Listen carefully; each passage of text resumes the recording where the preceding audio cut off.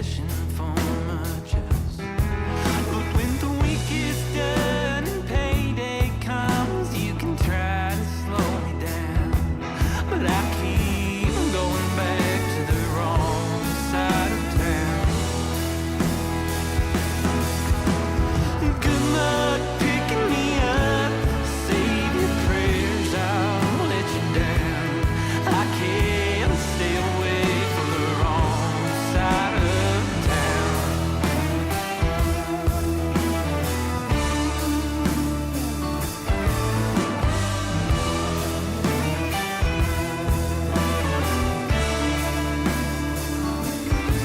On the overpass is a lady in rags sitting down by the railroad tracks. She's warning me of the judgment day to come. Still small voice trying to turn me back, but I quickly snuffed it out. It don't belong here on the wrong side of town. Good luck picking me up, save your prayers, I'll let you down. I can't stay away from the wrong side of town.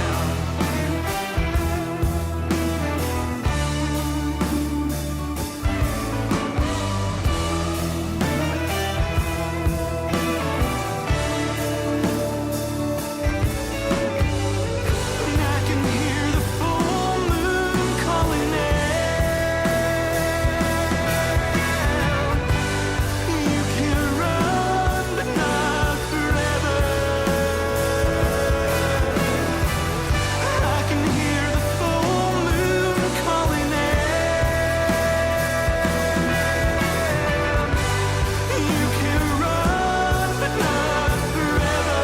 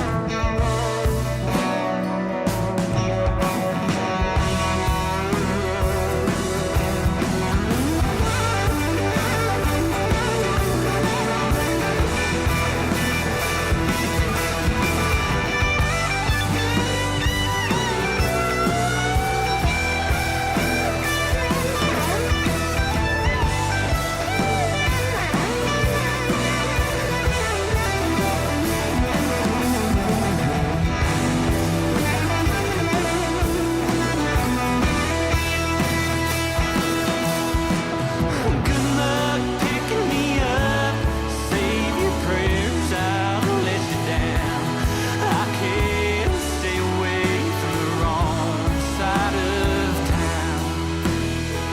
Well, I just can't stay away from the wrong side of town.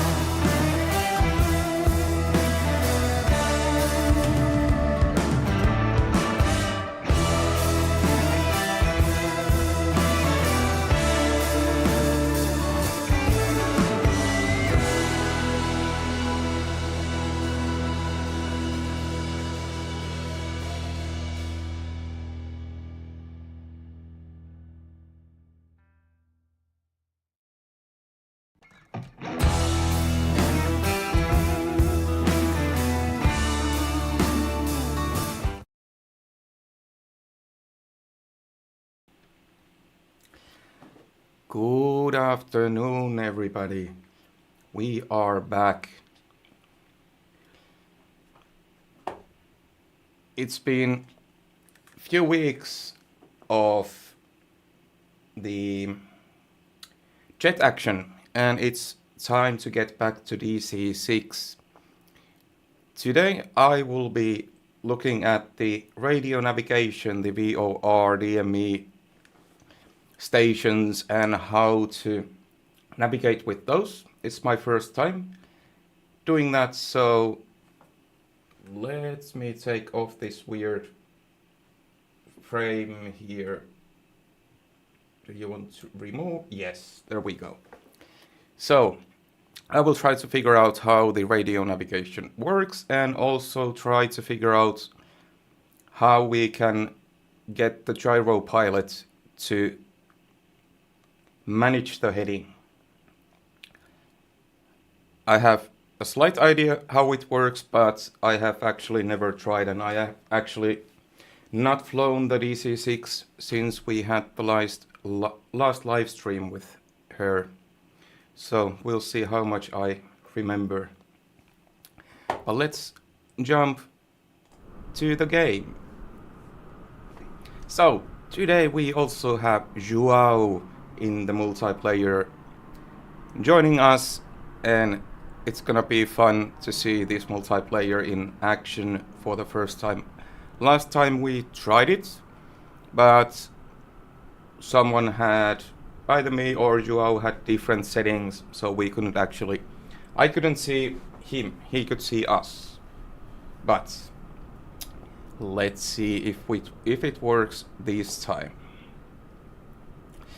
So our flight plan today is from Brunswick Executive to Goose Bay Airport. This time we are not only trying for the first time the radio navigation. I have, let me show you back with the full selfie camera what I have done. For every runway I have drawn charts of the traffic pattern approach and also what should be the flap positions and rate of descent and speed and everything in each stage of the pattern. So we will try that. I do have it here on the flight plan. If we go back to our destination, I have it drawn here just so that I can have some kind of reference if I'm doing things correctly or not, and especially it's gonna be recording my flight so I can see how my timings worked out. Did I actually stay on the pattern or did I actually screw something up? But that's for the later. We are having at the moment nothing major. I think around the airport we have around 10 knots. It's slightly crosswind, which I'm not super excited about. It's my first time trying any kind of crosswind landings. 10 knots is obviously not bad. By the time we are landing, from the weather forecast I am expecting around 20-25 knots from the same direction, about 300 heading, and we are landing at 255, so it's about 40-45 degrees off from our landing heading. But I guess we will see later on. Also, one thing I have to decide is whether I go with full flaps or flaps 40 for the landing, but I guess we will see the weather later on. Then let's start with our checklists without further ado. Oh, that's not cool. Everything is frozen up.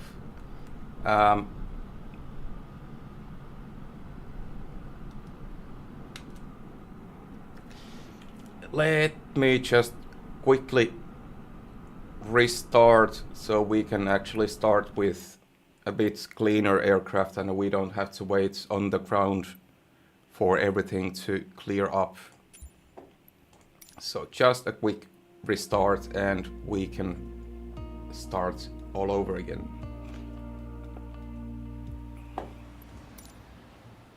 There we go. I have also created the in-game checklist.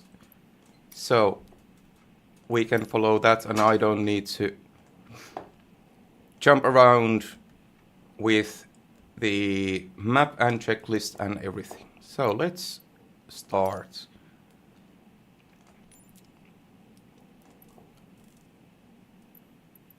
Let's actually check our fuel load and passengers because we reloaded. We will have today full 68 passengers, let's say 51 passengers and a bit of cargo. So our takeoff weight will be around 88,000 pounds. But then checklist. Parking brake is set, landing gear is down, circuit breakers, let's scoop over here,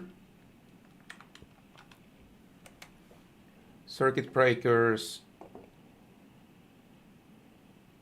all on, these are not operable, that's all fine, all circuit breakers on.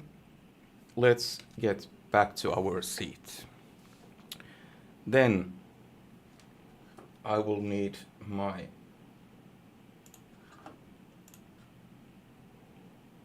camera angles here. So control 6.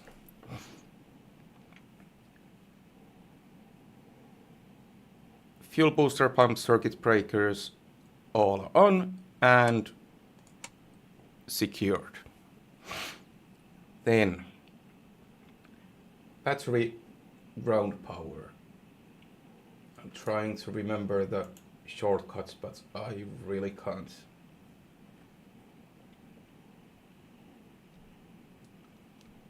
So here. Battery ground power on, and we can get our ground power. Let's also check we have ground power from here. Ramp manager. Yes, ground power unit we do have. Battery selection is on ground power. And let's jump back here. Position flights steady. Beacon lights are off. Seatbelt sign on. No smoking on. Cabin lights as desired. Let's put our entrance lights on. That's fine. Then cockpit lights. Not necessary at the moment. Fuel booster pump switches are off. All 8 of them. Inverter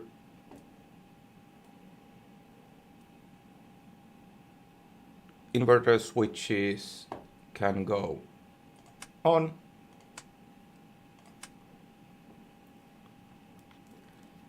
Then voltage regulator overheat warning lights. It's off. Oh, sorry, this one. It's still off. Generators on. 1, 3, 4. Auxiliary blower off. That was here. It's off. Ignition switches all off. Water alcohol injection pumps off. They are off. Prop de-icer amp meter off. Prop emergency de-icing controls off and secured. Cabin pressure regulator, it's on the right eyebrow.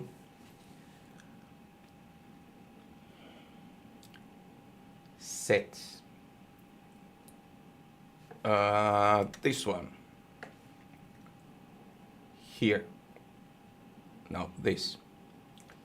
So it was, I think it was the, oh yeah, our cruising altitude is going to be 11,000 feet today, so we adjust that for the flight altitude, and then cabin pressure will stay around 1,200 feet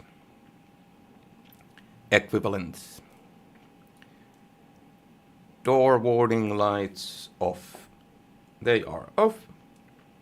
Cooling turbine as required, we can put it on normal. Cabin temperature control is here. Yeah, let's keep it at 65 Fahrenheit. That's enough for them.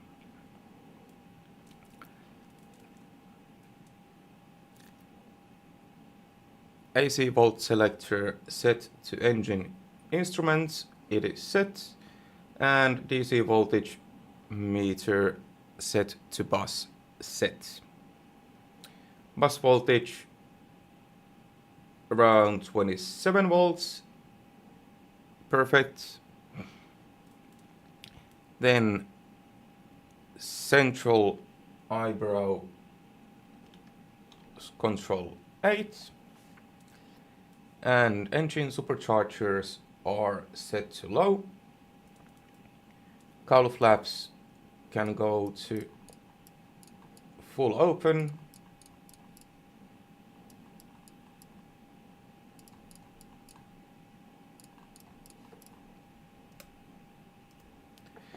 And the landing lights retracted and off. Anti-icing fluid quantity.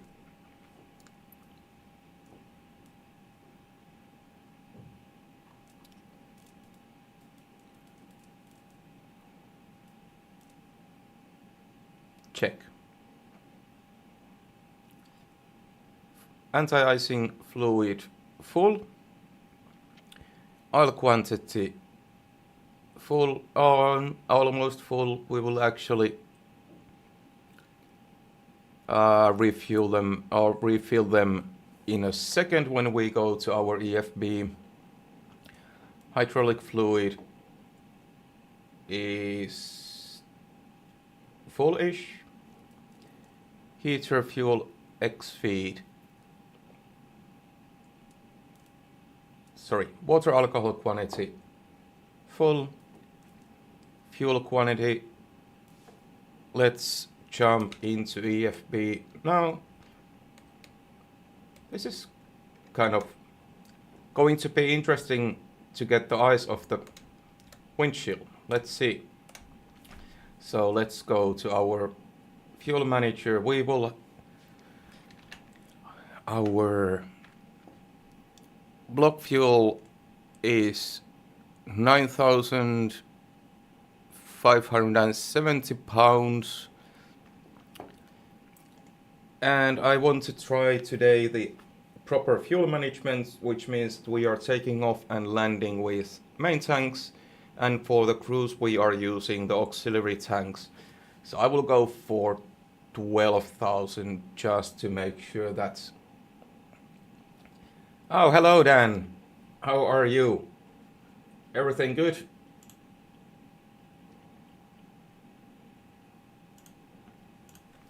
So I will go for 6,000 in the main tanks and 6,000 for the alternate tanks. 1,500.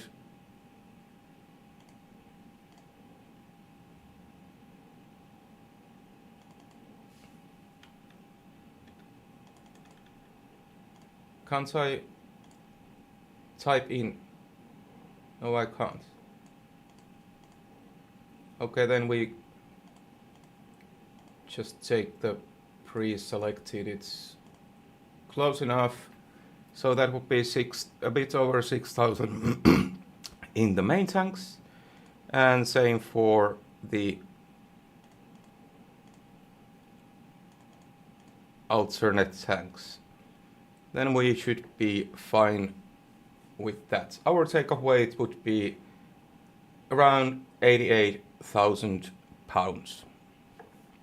Then check also the maintenance.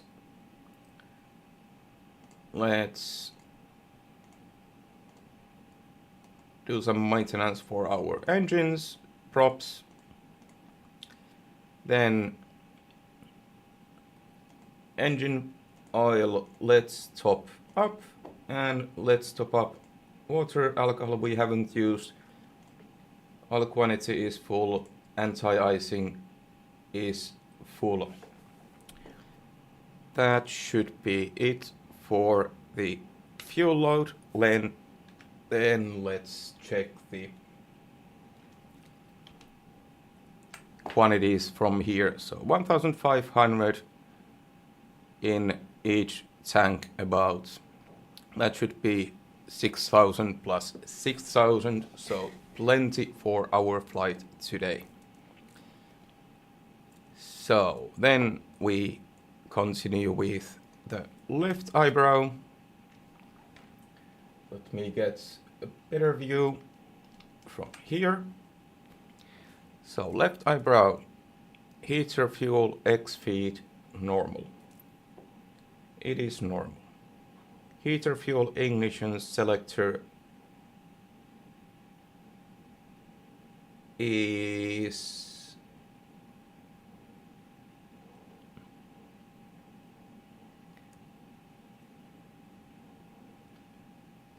yes, system 2 down, system 2.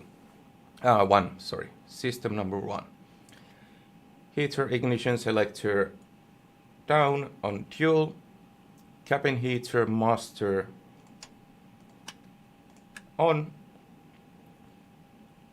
Airfoil de-icer heater master is off for now, okay. Prop de-icer off. Carb de-icer off. Something tells me that I might want to turn them on, but let's follow the checklist. Cockpit heat control as desired. Cockpit heat control is on normal. We will leave it like that because when we turn on the airfoil heater master, we need to have this normal because there is no more enough power to heat our cockpit more than that. Windshield heat control as desired.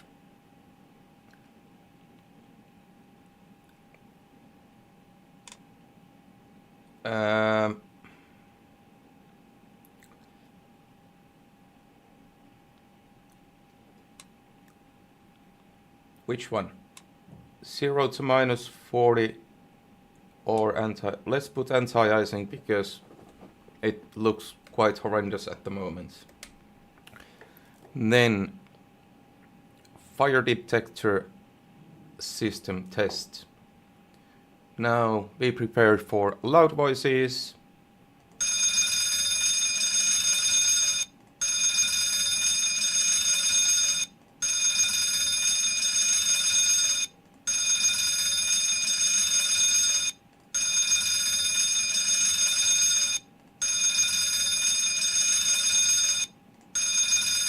And we have the lights here also.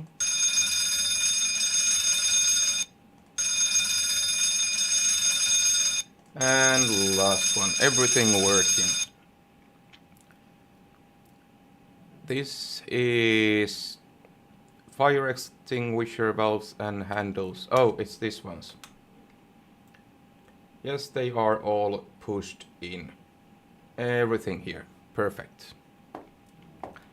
Then, hydraulic system. Okay, now we get to the pedestal, which was, suppose, control 5. So, what was I saying? Hydraulic system bypass lever on, down, yes. Auxiliary hydraulic pump unguarded and on, let's go down. Unguarded and on. And auxiliary hydraulic pump on brake system. Then let's check our hydraulic pressure, which is kind of annoying here at the front office. First officer. I always say front officer, I don't know why. But pressure good. Emergency air brake pressure looks all good.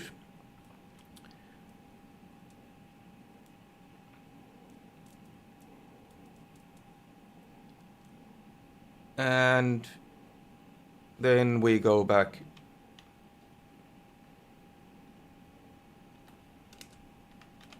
here.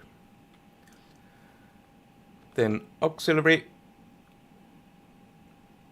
FO, flap operator, that works for me. So auxiliary hydraulic pump off and guarded. And I guess we leave these on because there's nothing else to do. Gyropilot is off. Autopilot servos are disengaged. Carb air controls, cold, and cold. Everything flaps are up. Mixture controls are idle, cuts off.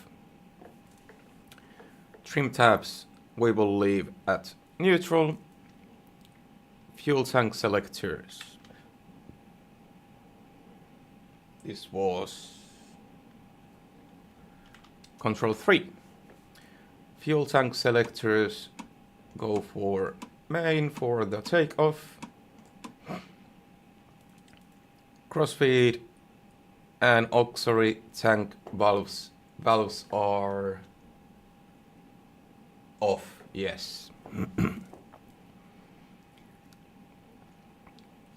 Prop master RPM control.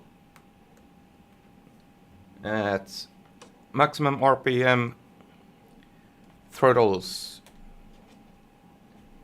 we'll go for quarter open for now. Fuel oil pressure warning isolation switch is off. No, on. Oh, this was again for the first officer. They are all on, yes.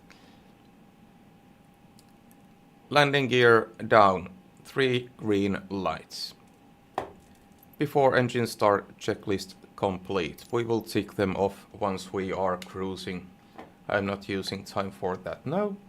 And it looks like our windshield is also clearing up, which is kind of... Was that usual? Or who was it? Oh yes, Joao is in the air already. So doors are closed. And altimeters will check that. Wait, here. We'll go for standard 2.9er, decimal 9er 2. Doesn't really matter for the takeoff. We will check for them for the landing later on. Transponder set and standby. I don't really have any numbers for this yet, so we will leave it to the generic 1200, and we actually go on the ALT already. No need to keep it on standby.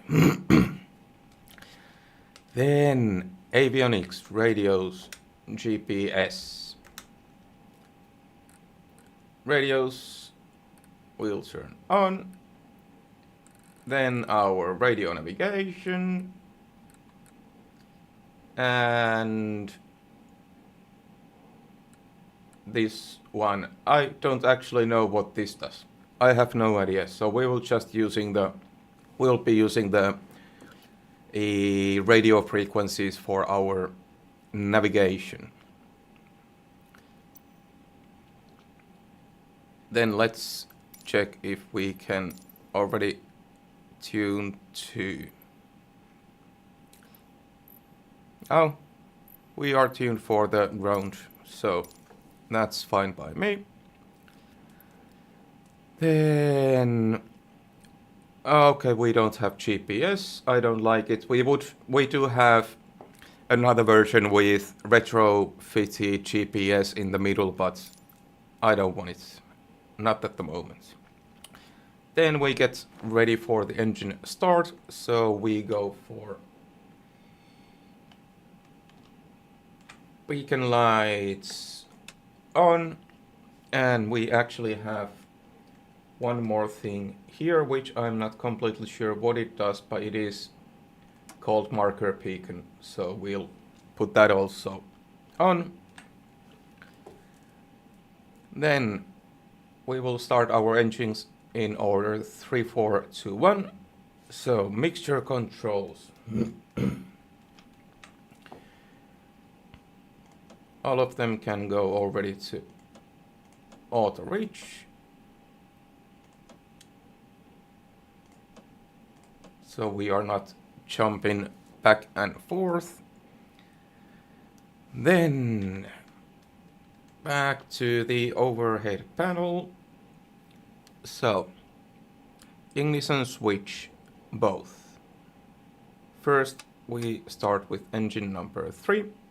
Ignition is both. Engine selector switch to engine 3. Fuel booster pump low, and we are using main tanks for now.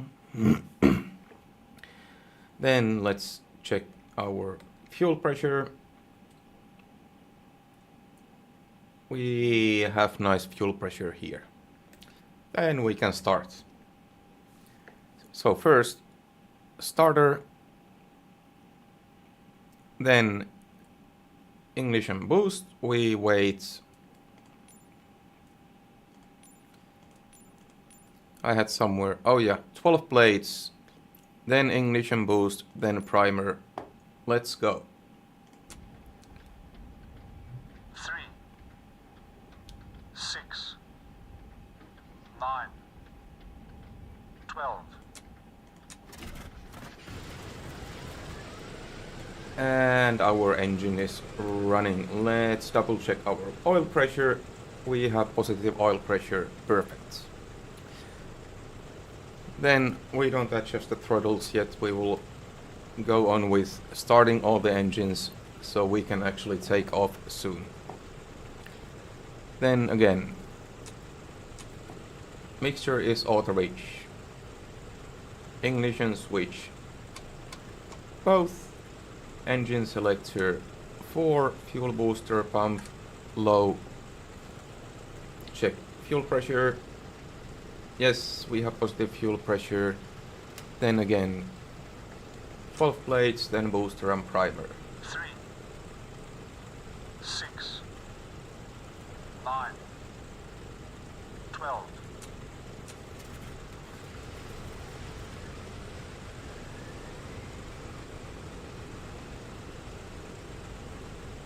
And we have engine number 4 running. Perfect. Then engine number 2. Same thing again. Mixture control is auto reach. Ignition to both. Engine selector, engine number 2. And fuel booster pumps low. Fuel pressure, yes, we have fuel pressure. And then again, starter. 3, 6, 9, 12. Booster, primer.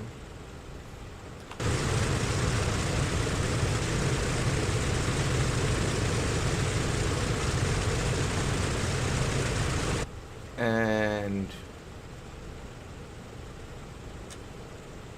we are not getting oil pressure here. Then I forgot something.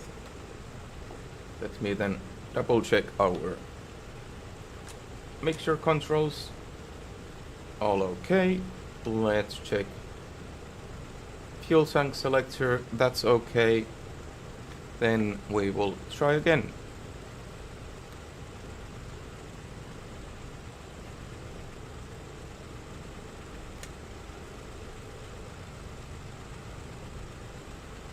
Ignition both, engine selector 2, fuel booster pump low.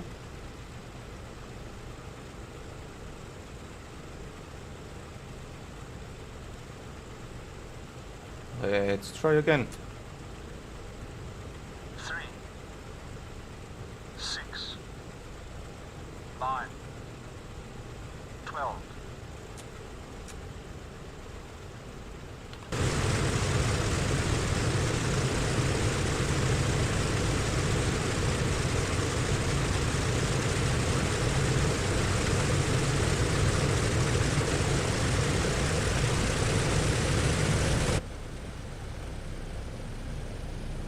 Okay, what am I doing wrong here?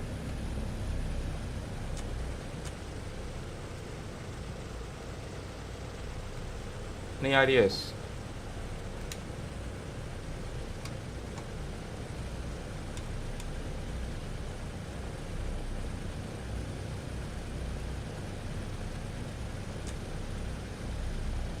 Three, 6, 9, 12. Okay, third time is the charm, or what they say. And now we also got the oil pressure, and we can continue with the engine number 1. Ignition both, engine selector, fuel booster pump, and then starter. 3,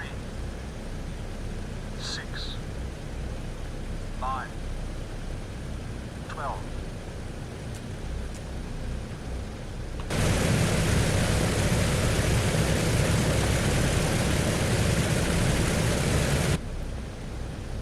Well, I guess it might be that we need to give it a bit of time for the starter engine to, I don't know,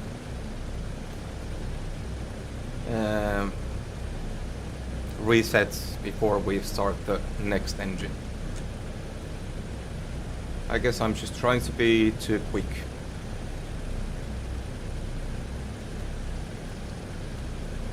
And here Joao goes again.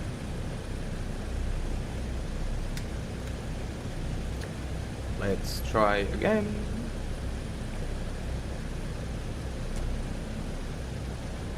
Three, 6, 9, 12.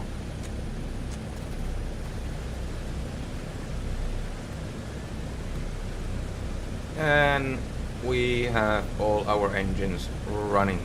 Nice. Now we'll wait for the engine number 1 to pick up the RPM.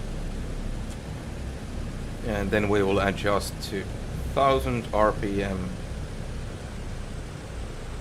Should always avoid the 1200 to 1000, was it 7 or 800, because it's very much out of sync and we have trouble shaking going on.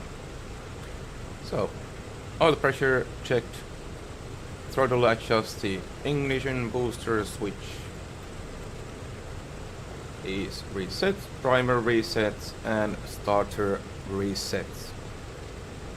Perfect. After engine start, fuel booster pumps off, okay. Engine selector off. Battery selector to plain battery. Ground power. Disconnect from ground power. There we go. And then let's check our hydraulic pressure. 2600 to 3050 psi, yes, and emergency air brake pressure also good. Cowl flaps are still open. Was it this one? Yes. Cowl flaps are open. Dust lock. This one, yes, important. Disengage. Flight controls. Full and free. Rudders, full and free. Perfect. Radio panel is tuned, I suppose. Ground was 122725, 12272, yes. Nice.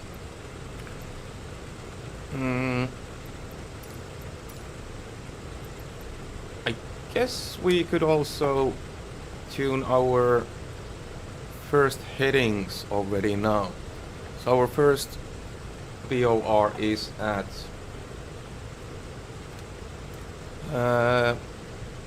114.95. 114.95, and second one is 114.8.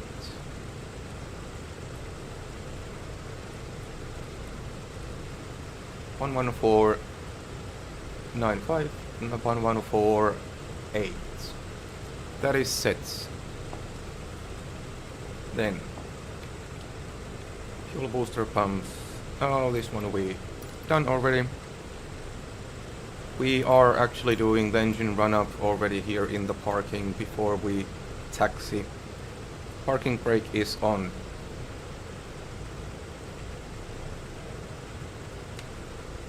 Prop reverse.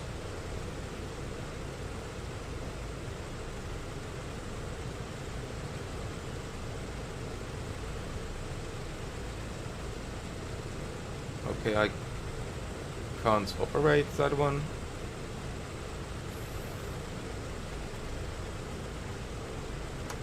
There we go. And we have everything working, yes. Then set 1500 to 1700. Oh, here. Let's go for 1700.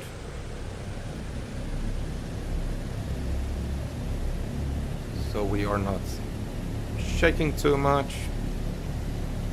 Then prop master RPM full back.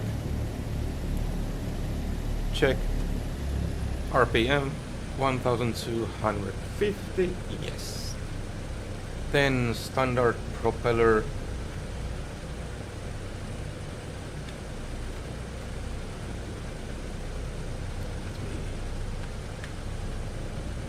Standard propeller switch to manual, then propeller switch, up, and up. Check for 1500 RPM.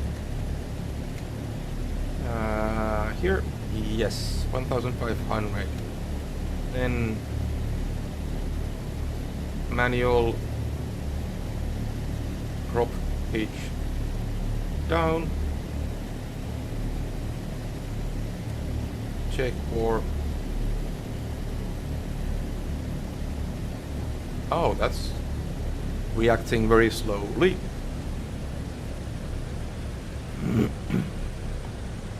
And 1250 RPM, perfect. Prop switches back to neutral, and the prop selector switch to auto 3. Prop master control full forward again. Then prop feathering. Check for RPM drop.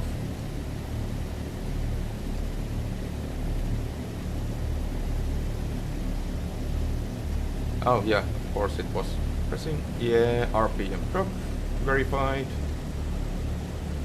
Engine number 2, same thing, RPM drop verified.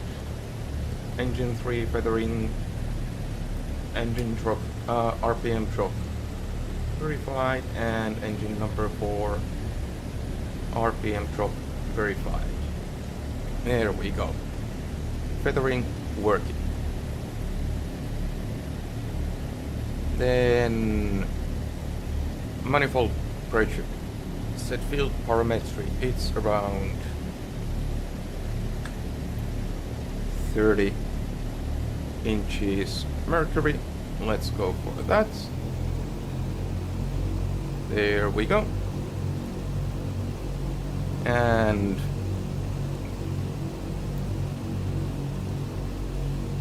check 2250 RPM. Yes, verified.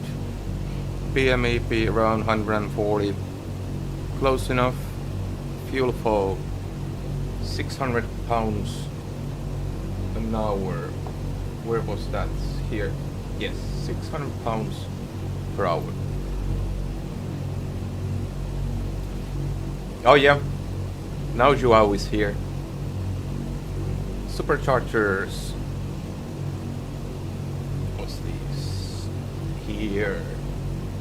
We go for high.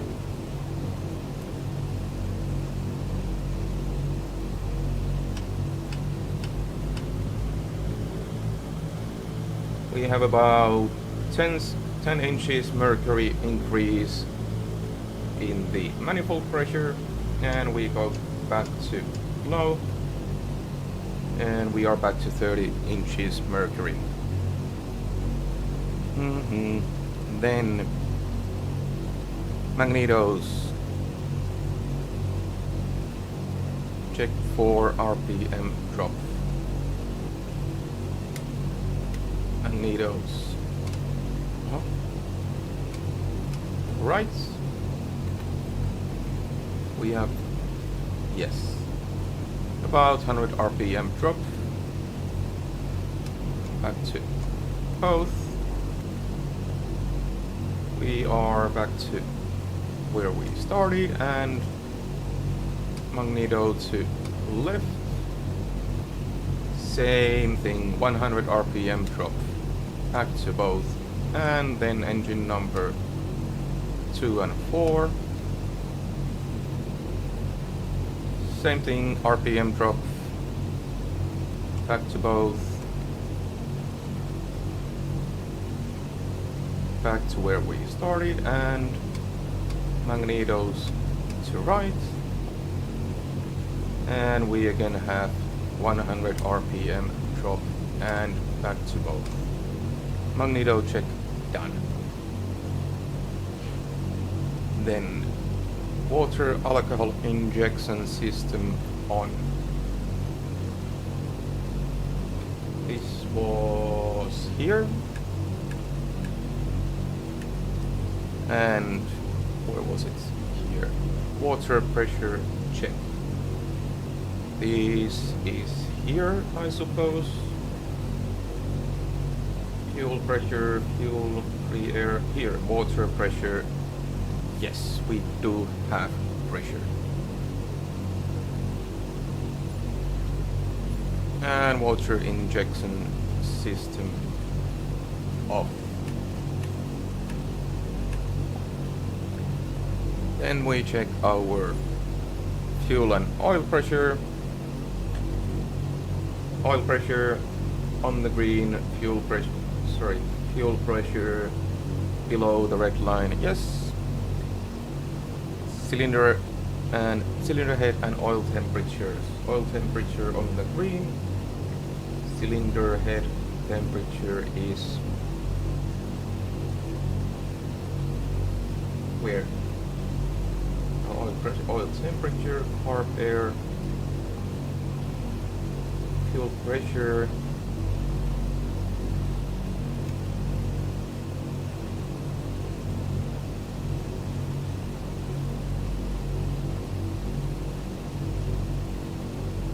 Maybe fuel flow. Oh, here we go. Yeah, it's just on the, yellow mark. That's fine enough. Then right eyebrow was control 9. Let's check our voltage is looking good, and I still don't know why we don't get any amp readings on these ones, but generators are on for sure because we have still radios on and all the electricity working, so voltage was good. Where was this one? Oh, it's that one. Center eyebrow. So this is for cabin, supercharger, oil pressure and temperature. All looking good here. Then engines down to 1000 RPM. Soon we can take off.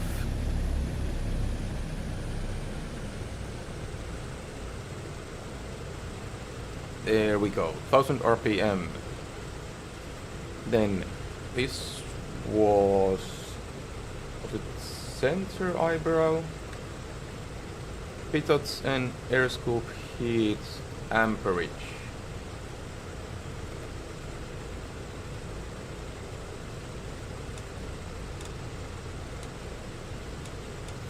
Somehow weirdly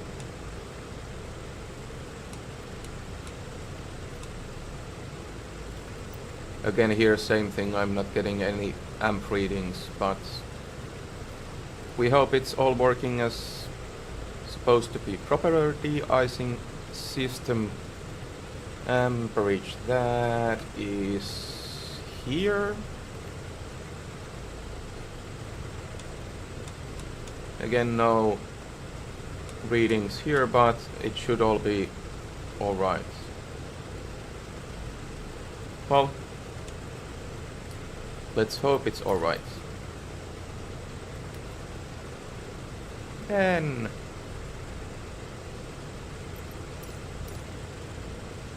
we can taxi out. So our runway will be 01 right today. And announce taxi. Kilo Bravo X-ray Mike traffic Noob 1 is taxiing to runway 1 right.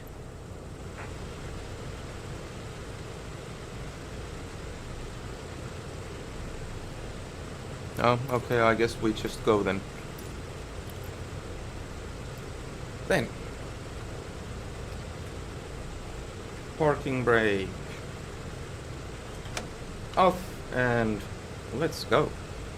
Let's taxi to hold short position.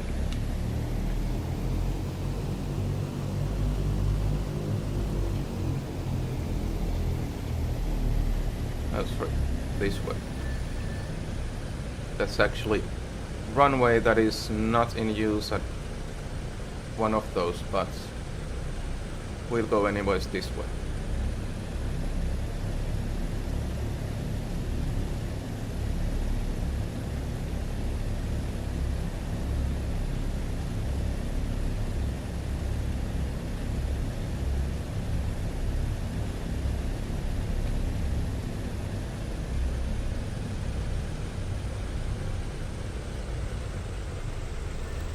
I will hold here just for a second and quickly go to the men's room before we start taking off.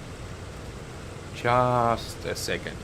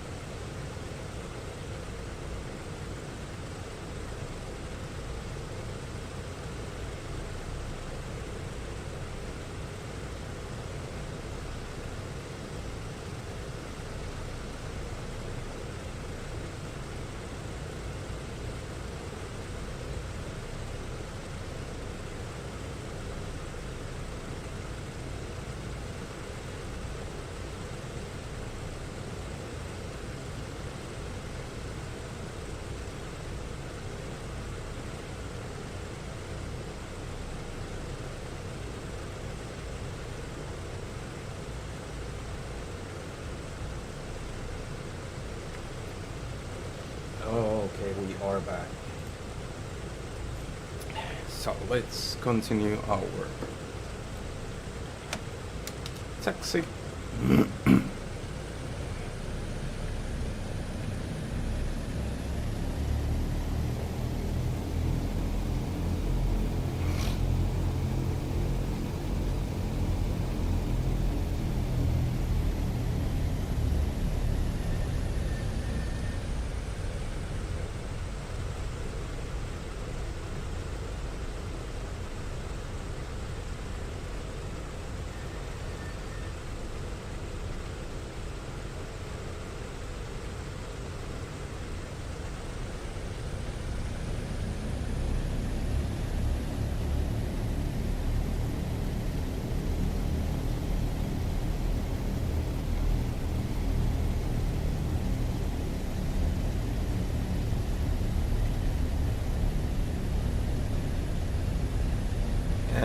You are taking off there.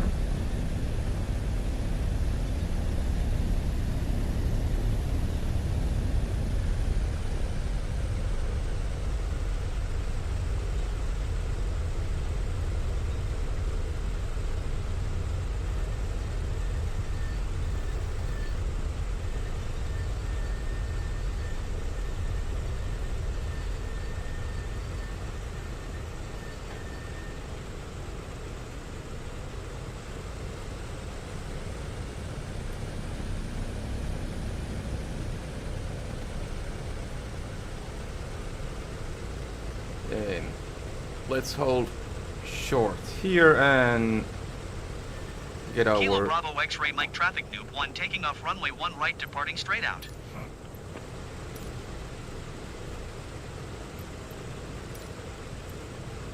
before takeoff. Windows are closed and locked. AC controls.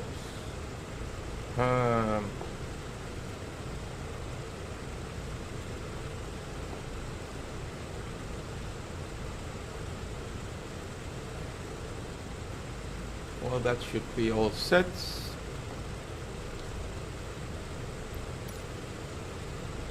Oh yeah, we set them already.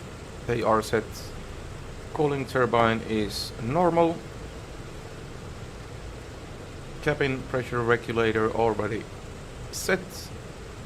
Superchargers. What's this? 8. Superchargers are low. Did I have anything more here? No? Okay, cowl flaps. Go to take off position 4 degrees open.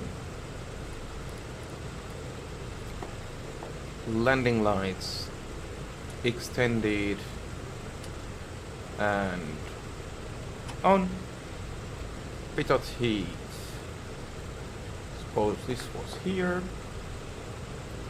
No, bit of heat. It's also in the central.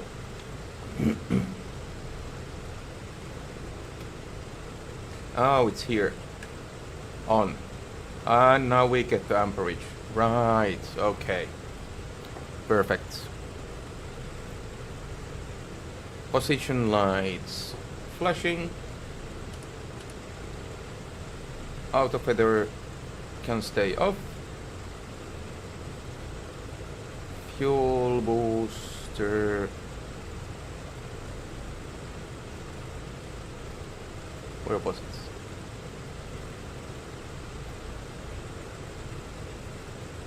Fuel booster pumps.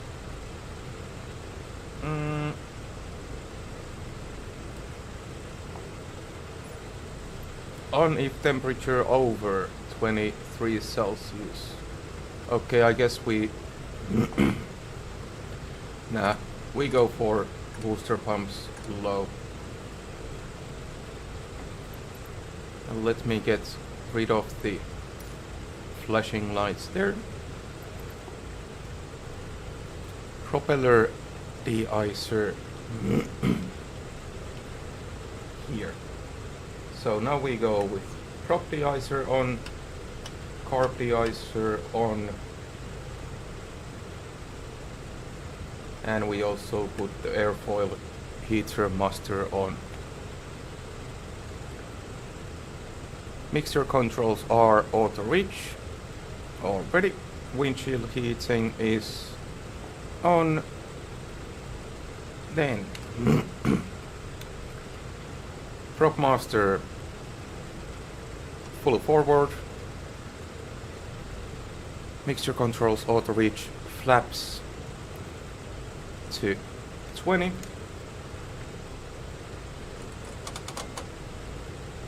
There is our flap indicator.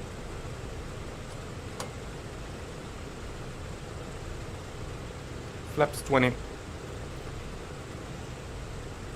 And avionics radio GPS are set.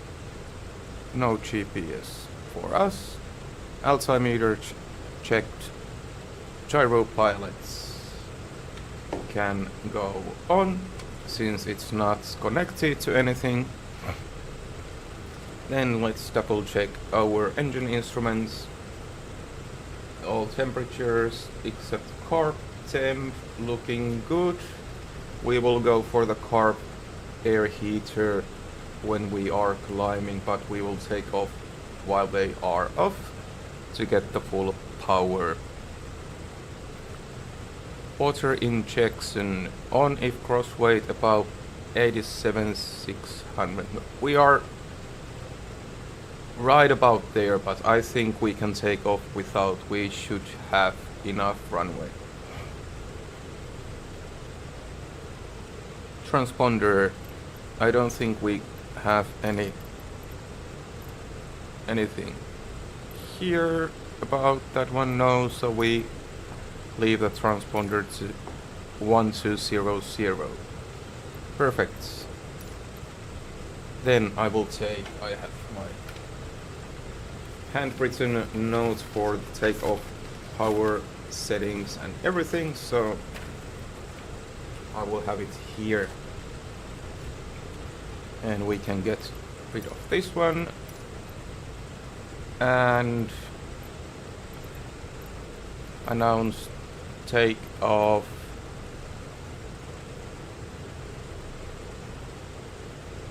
Oh, we have already announced. Okay. Fair enough. Kilo Bravo X-ray Mike traffic Noob 1 taking off runway 1 right straight out departure. So let's taxi them again.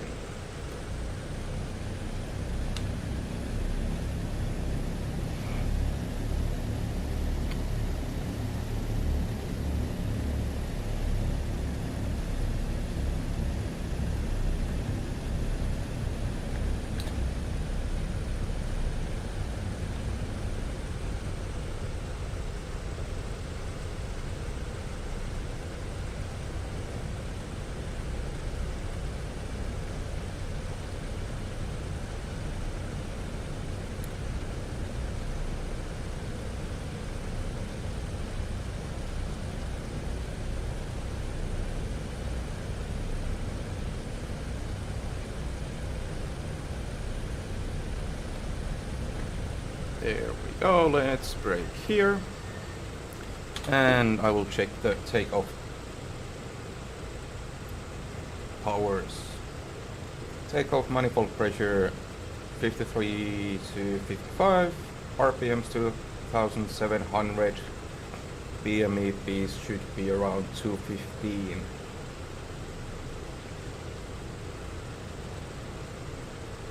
Then at 140 knots, well, we can keep this one here. 130 knots, flaps up, 140 kias to Mitsu power and 155 to climb power, which I have here written for myself.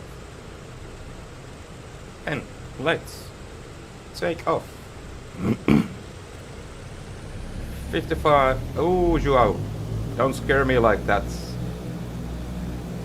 55 manifold pressure and let's go.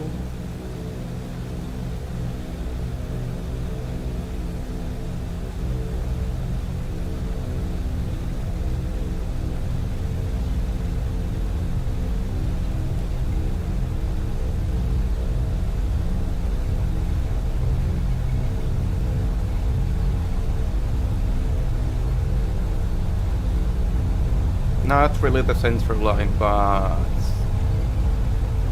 Okay, let's... Oh! We have some wind going on here. Okay, positive climb. Gear up. Also, flaps up.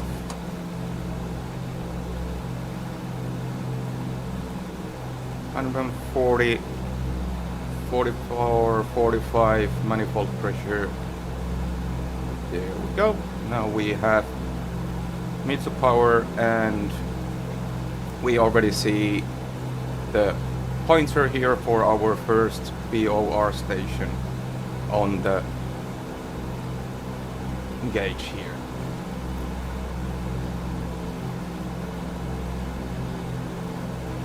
I do have to say it's a bit windy here. 165 Approach we Nuke go 1 is type for 2 climb miles north power, of Kilo which Bravo is X-ray Mike 600 feet. Request flight follow. 38 manifold pressure, RPM 2400. Squawk 0746 Nuke 1. And let's turn towards our VOR station.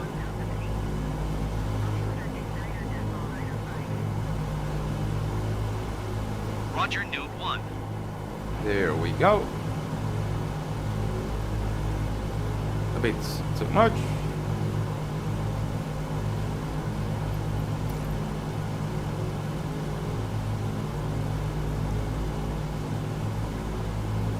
And climbing a bit too much.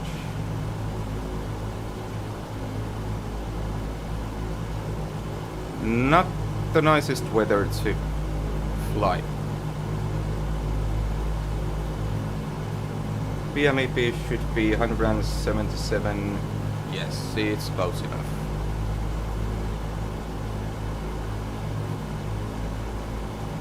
And let me engage our gyropilots. Let's connect, and now it should take care of our climb.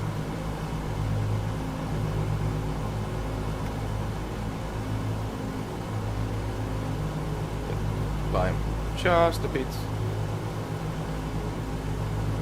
or oh, not that much.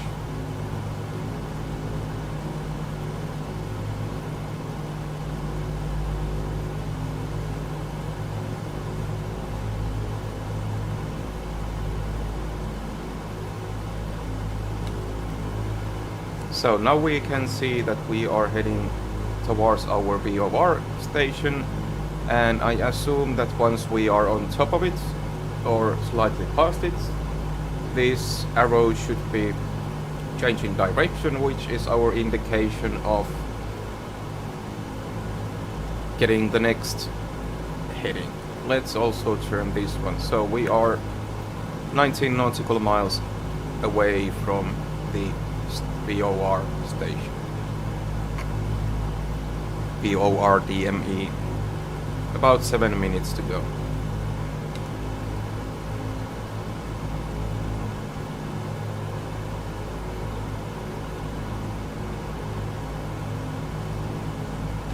Just double checking.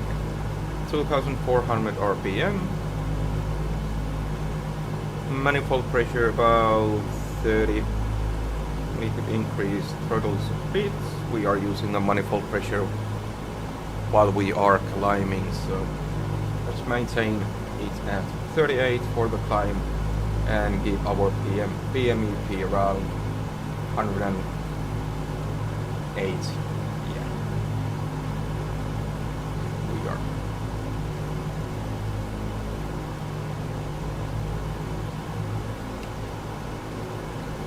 Oh, Joao is... Haha, there is Joao. We have also someone else. Joao is right behind me. Right now our ground speed is 170 knots.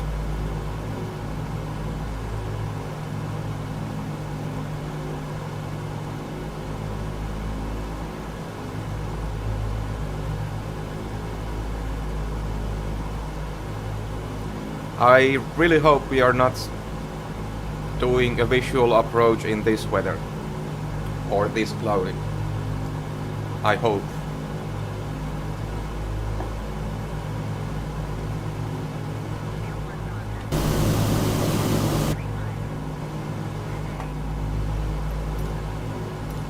Going to 128.35 Noob 1. Approach Noob 1 4,600 feet.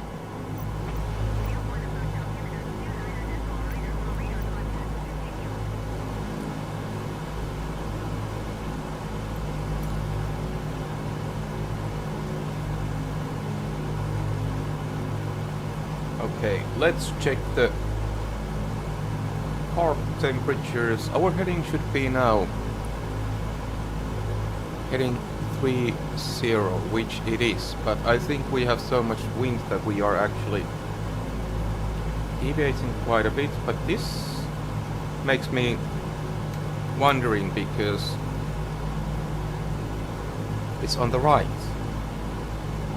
I would assume if I check the map it should be on the left because we are out of the course. But I guess we will see soon enough.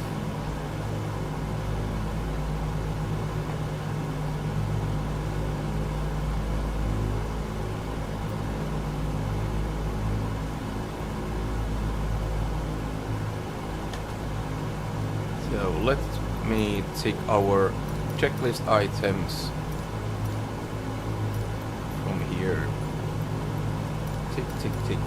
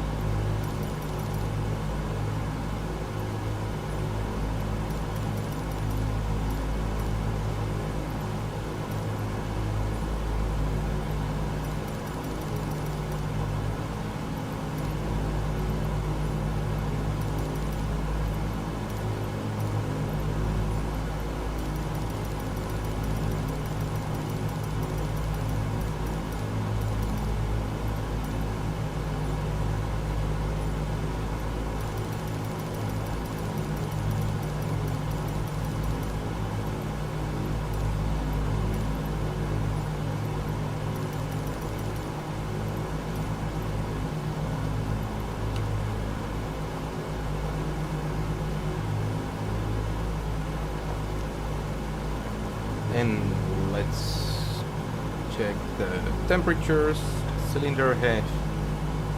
We would like to have it around 200, so I guess we will close our cowl flaps.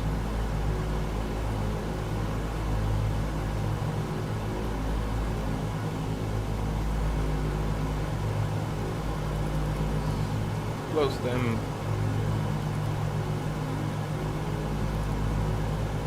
Go. It should increase our cylinder head temperature slightly. I am also interested to see the VOR needle here because we are now approaching the VOR station, and when this needle is towards the west or somewhere here, then we will go for the next VOR station. So it says here 2.5, 2.4 nautical miles left, though we are not exactly flying over it, so it will never go to complete zero.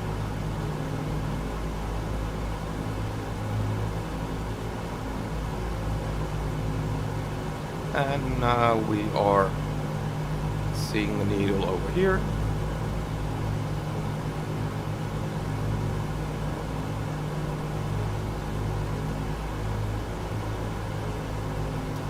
So Now the VOR station is on our left directly, so let's change our station to the next waypoint, which we need to turn slightly right.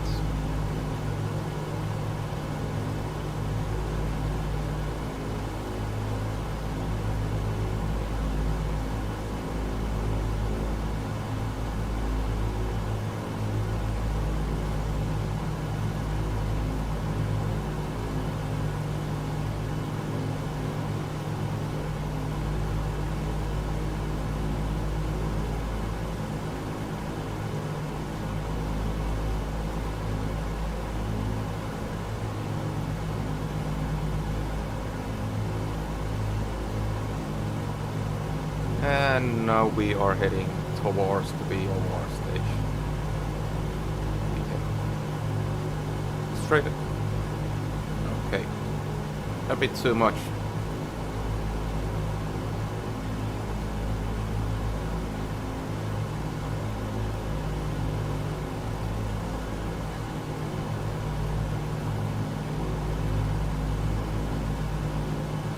Okay, I think that looks good to me. Then I was checking the temperatures. Cylinder head. Okay, now we are at around 200 Celsius, which is our desired. Landing lights, of course.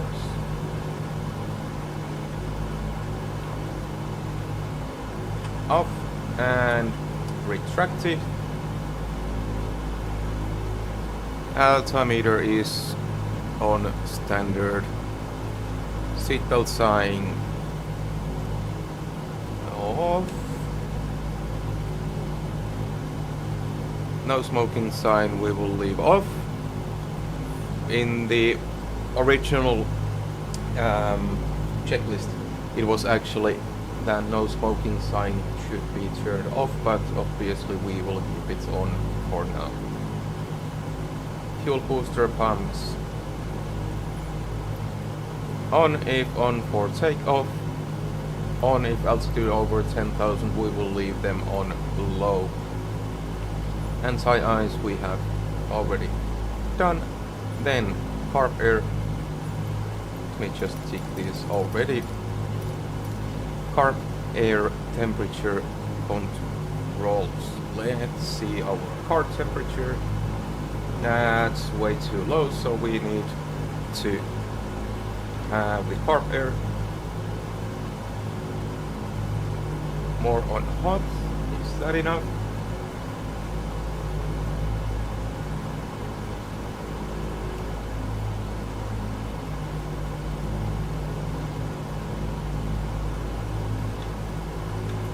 Is anything happening? Slowly. We want to keep it just above 0 Celsius, so let's see where it settles. Do we need more or do we want to have less?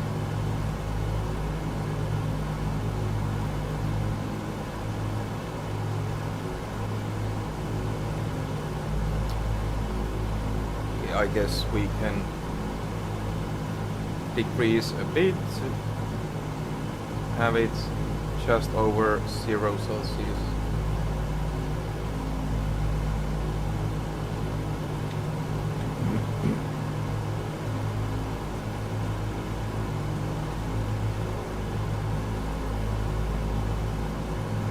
And we kind of forgot to check our power settings, so let's put it back to 38 to keep our BMEP around 180. And that carb temperature, that's good enough for me. Checked. Supercharger, oil pressure and temperature. To turn slightly left, it looks a bit out of the heading.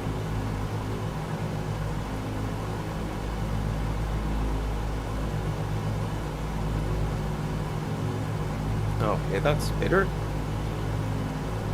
So we go here, and what was it? Supercharger, oil pressure and temperature. It was these ones. All temperature, oil pressure, all looking good. Supercharger, airflow nicely on the screen. Cabin altitude.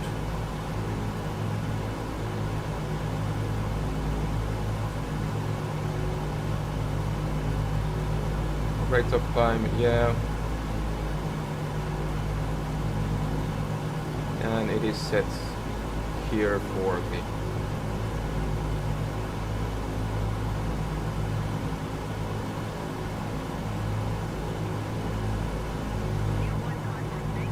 yeah, suppose it's fine.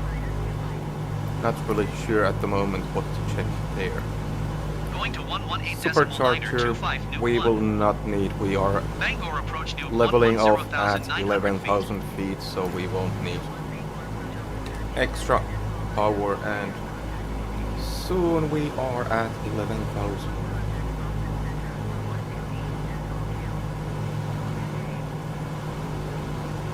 Or we are actually already. 128.2 Nuke 1. Goodbye. Boston Center Nuke 1 11,200 feet. Let's level up here.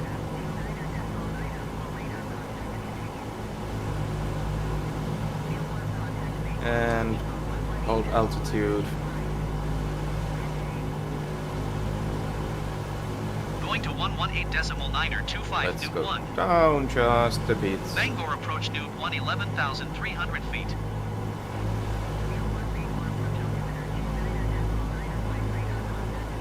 And then we will put our cruising power settings and check the fuel management, because we need to do something with the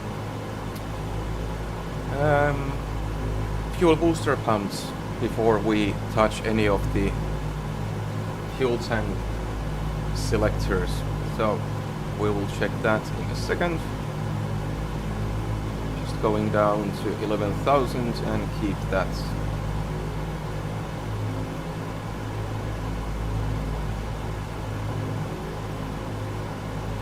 We are again slightly off our desired direction, so let's turn a bit.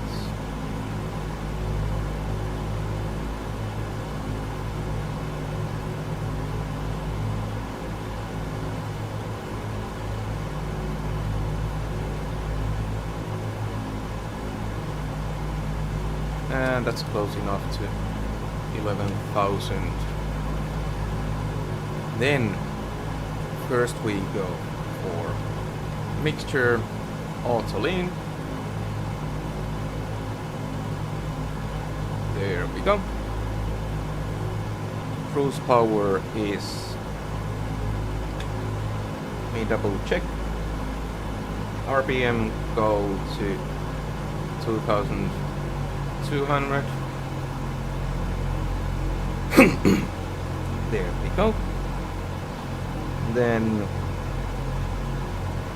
sorry.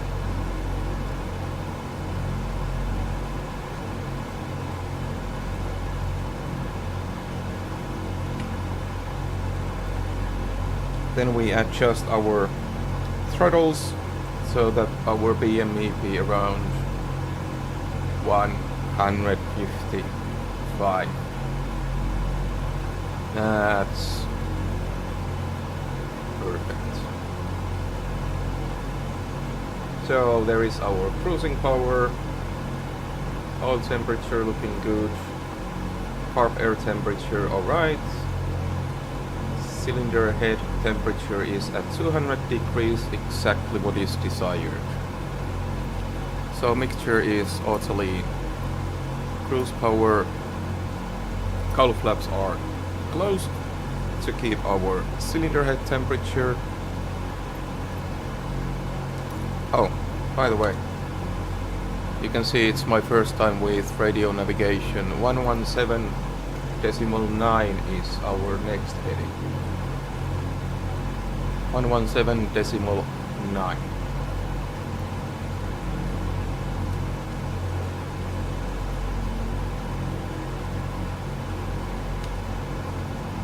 Oh, Joao sent me some video. Nice. I always forget to put them recording on, because in this simulator you have to manually enable it every time. It's not something automatic. I always forget it. I will try to figure or try to remember it at some point. Maybe I need to put it to the pre-flight checklist. It would be nice to show the takeoffs and landings from a bit different camera angle also, not only this one. Let's wait for the next waypoint before we start with the fuel management.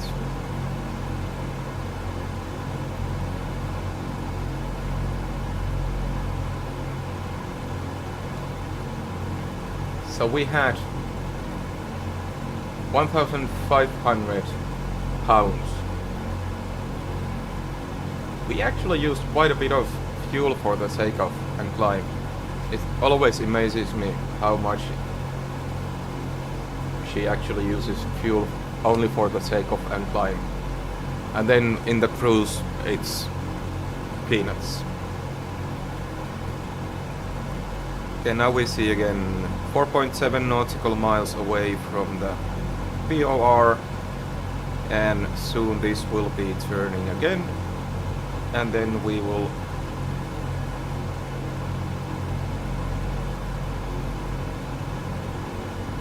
and I also do need to figure out which one of these was the one to use for the gyropilot heading, but let's concentrate on one thing at a time.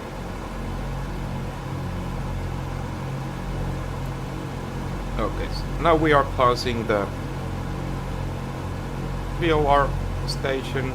Let's change it for the next, and we should turn left.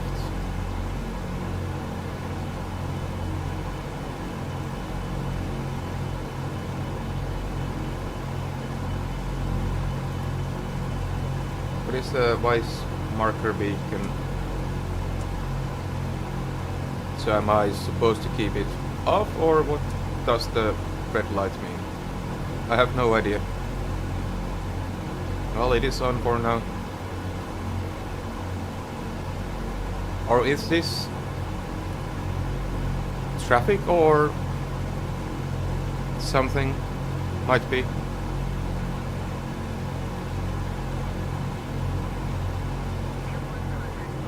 But there's our next VOR station. 124.25 Nuke 1. Then, Goodbye. Boston Center Nuke 1, 11,000 feet. fuel booster pumps. Yeah, 1.5 after switching tanks. They are now on low. We have more in the fuel management page. Going to 118.9 Anti-ice, 25 fine. Nuke 1. Windshield heat, that's Bangor approach fine. Nuke 1, 11,000 feet.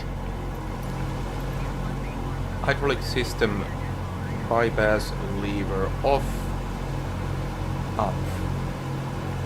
Okay. It is off.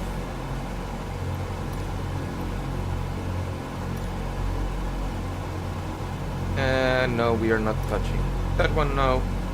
Our airspeed is like 210 knots. Ground speed 245. Fine. Me then. Now comes the interesting part. So main fuel booster pumps go to high, which is what we are using the tanks we are using right now. Then alternate fuel booster pumps go to low. Then we change the fuel tanks one by one to alternates. We check the fuel flow, and if we don't have fuel flow, we have to go back to main tanks immediately. So let me get this right. Main fuel booster pumps go to high. Alternate booster pumps go to low. There we go. Then fuel tank selector valves scoop up a bit so we can have the fuel flow here right in front of our noses. So let's start with engine number 1.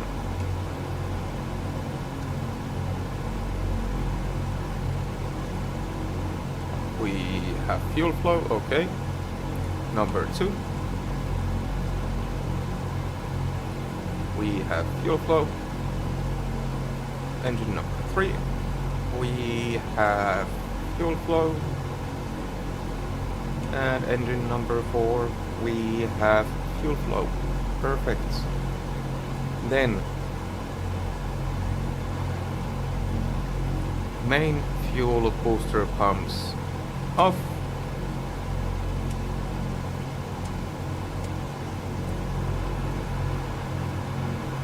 And still we have fuel flow there. And alternate booster pumps at low setting for 1.5 hours after switching tanks.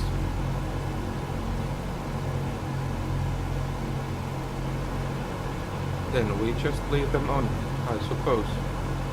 Fuel pressure is looking very nice.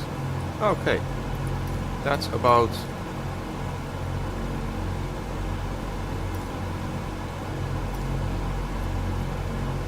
our cruising fuel management.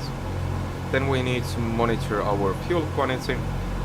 If we go down to 100 pounds, then we have to go back to our main fuel tanks, and anyways before we start descending we are changing back to the main tanks, and we will descend and land with the main tanks. That's the plan. Let me zoom out to see where we are going. Yeah, and our next VOR heading, VOR frequency is 116.4.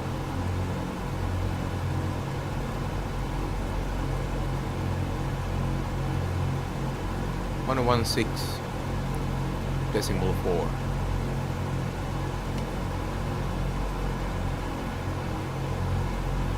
Now,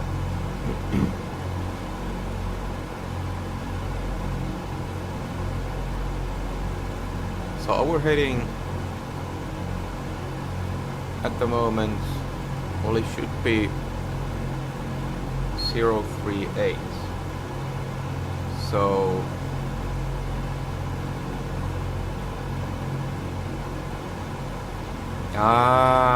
I see. Right, now it's showing me the correct. It's showing me that I'm off the actual track. Cool. Let's get back on track.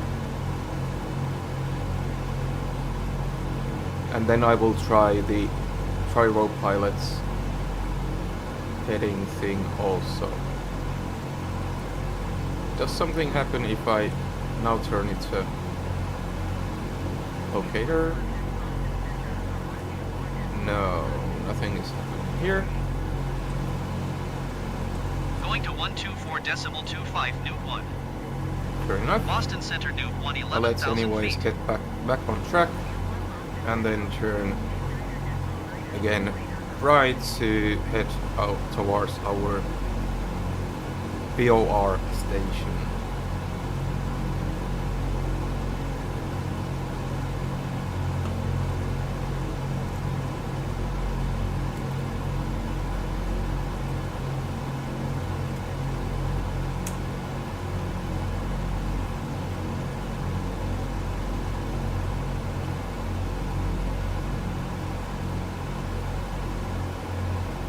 Well, I'm then wondering, is this the one I should use for the gyropilot's heading thing?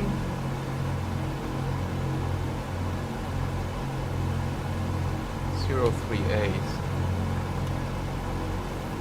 So does anything happen if I change now? Nope. And this one I can't even change.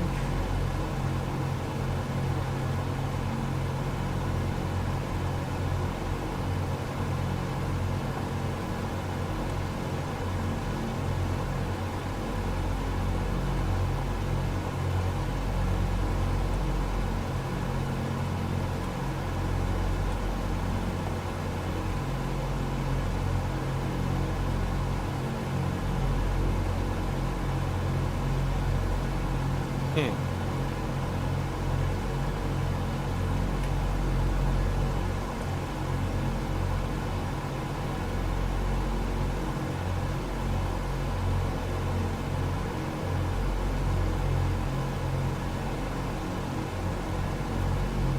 Interesting.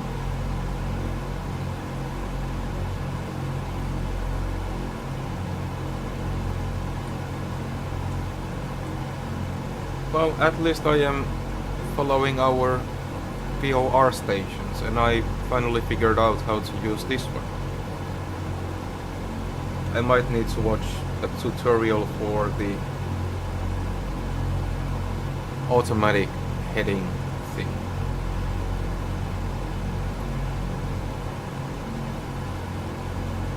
Now we are close to our track here. Let's turn towards our VOR station again.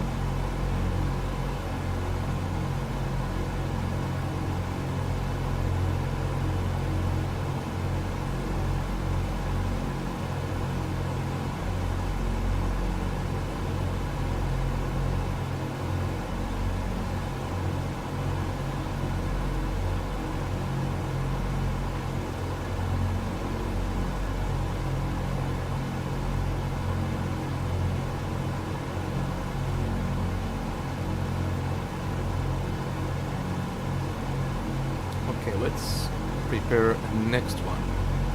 Heading 034.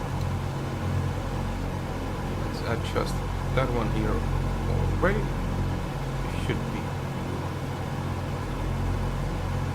right over there.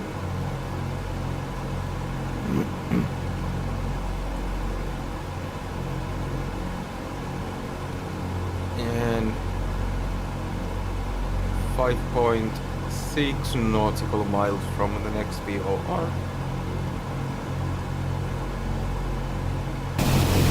We have, oh yeah, we have you out here, right behind us.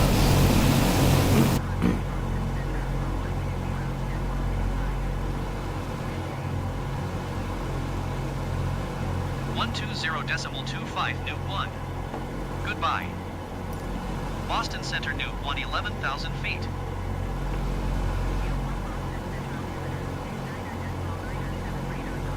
Oh, 29.97. Okay, let's check that one after we have engaged our turn. And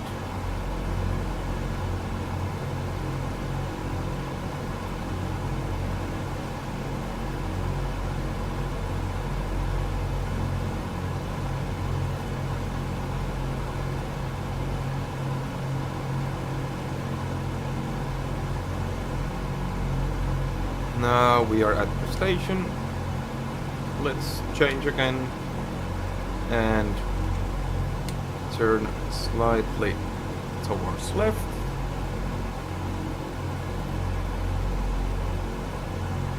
And now we are nicely following the track also here.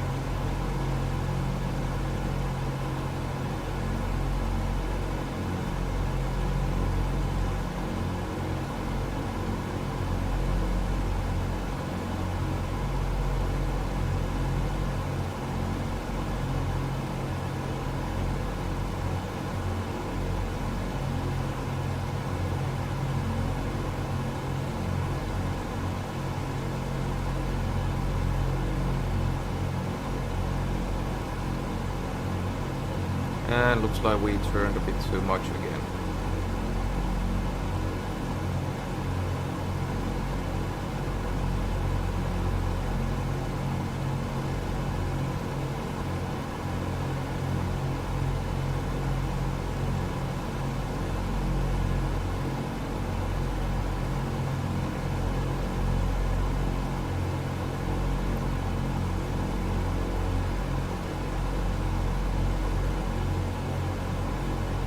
Well, we are close, yeah. Then we have 68 nautical miles to go for the next one.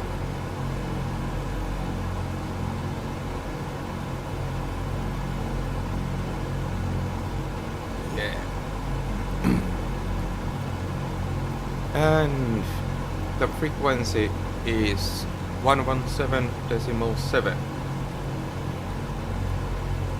117.7 for the next one.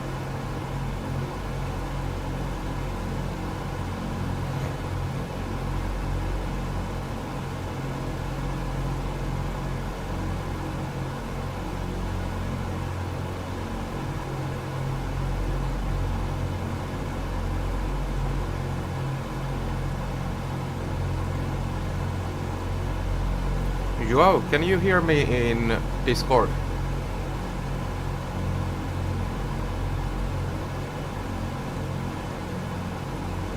Okay, I saw you actually speaking. I guess I need to double check my audio settings here because I can't hear you. But it did recognize your microphone because you became an active speaker here, so let me double check my settings.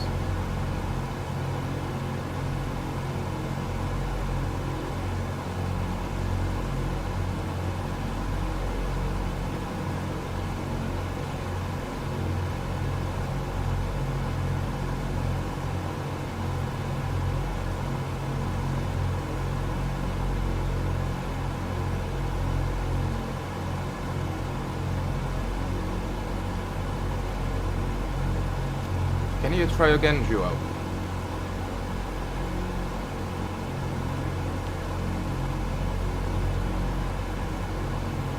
Okay, I still can't hear you. Yeah, we need to check that outside of the live someday. I was too tired this week to do anything, but let's check it out someday.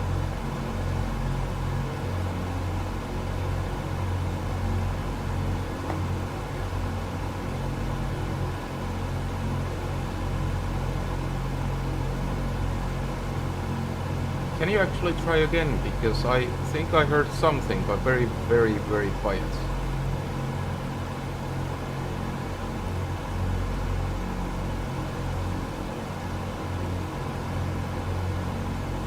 Nah, nothing. Okay. Well, let's try again someday.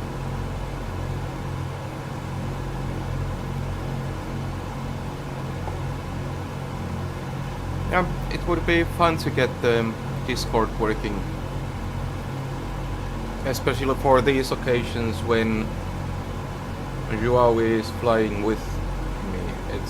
It would be nice to have a real-time chat going on, or yeah, voice chat. Let's get slightly to the left to stay on the track here.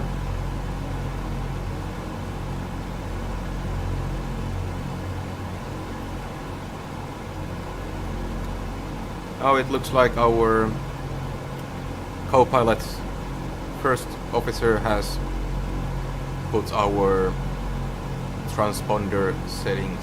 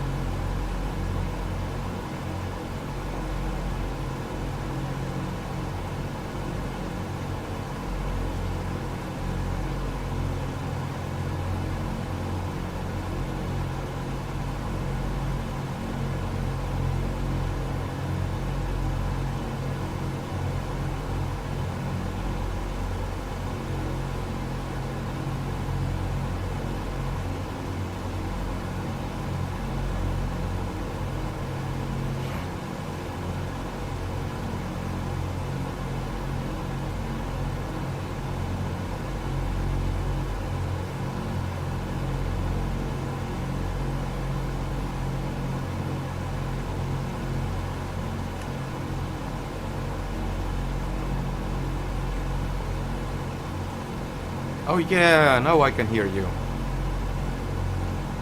Clearly. Nice. Try to figure out the gyropilot here.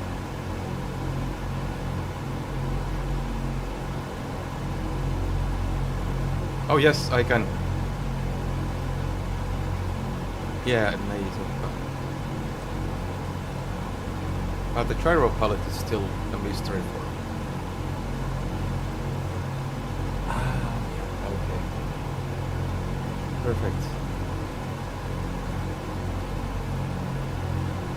At least I am following VOR stations. That's a bit of a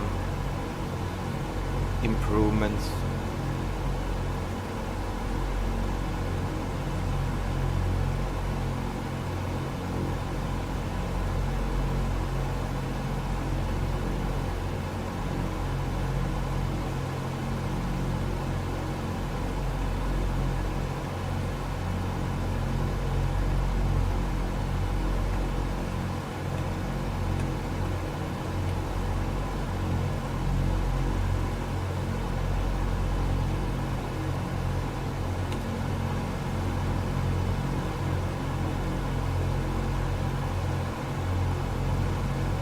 Steady here. No.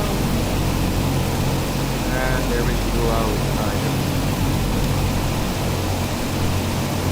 I'll take a little break now before we approach our next waypoint.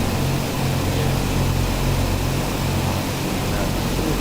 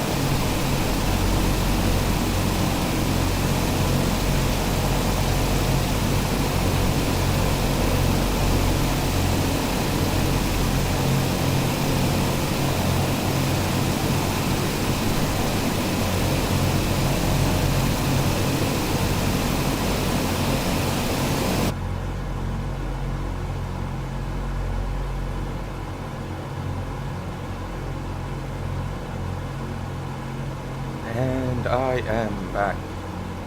Seems like we are quite a bit of out of our course. Let's turn left and get back on the course.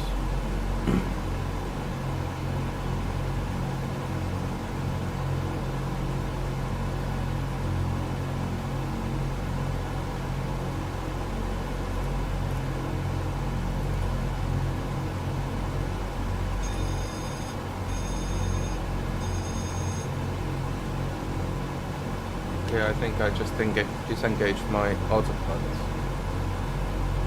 What did I do?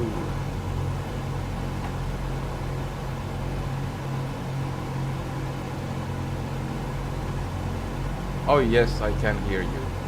Perfect.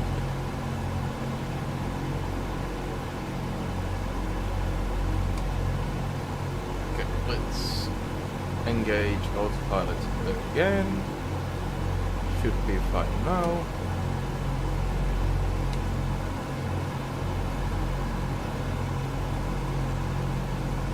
I don't quite know what I did there, but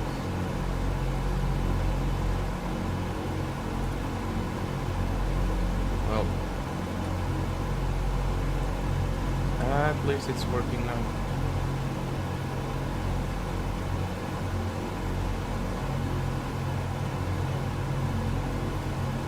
So, Joao, which aircraft are you flying? Oh, okay, nice.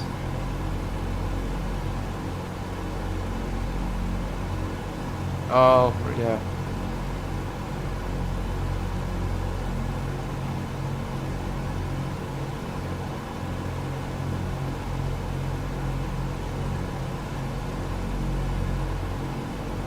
Oh, really?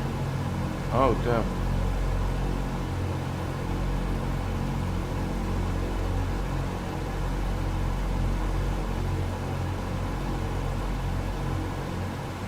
Perfect.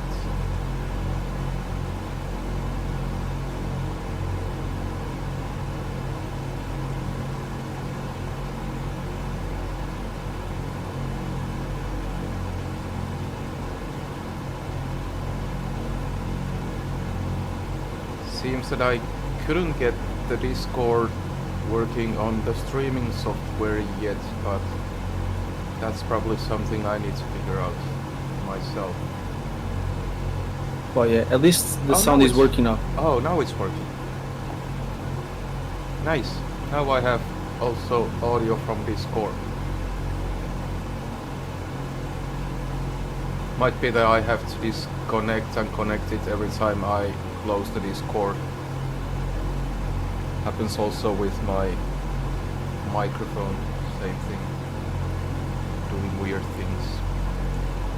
And let's double check that we have our next heading here. Or, sorry, next VOR 117.7, yes. And we are closing our course again.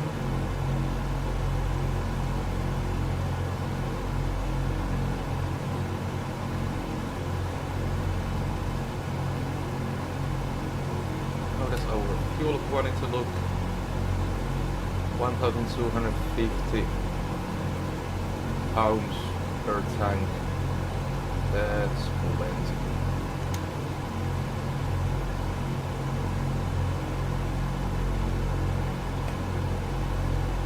Daniel, are you still here?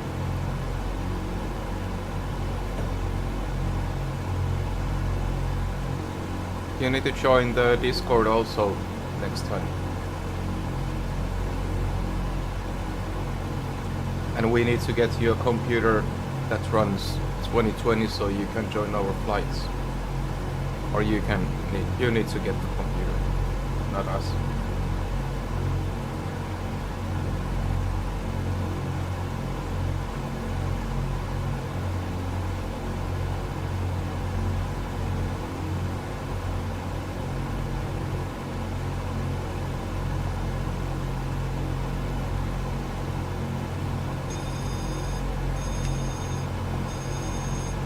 And I disconnected my autopilot again. I have no idea what's going on, but let's figure it out.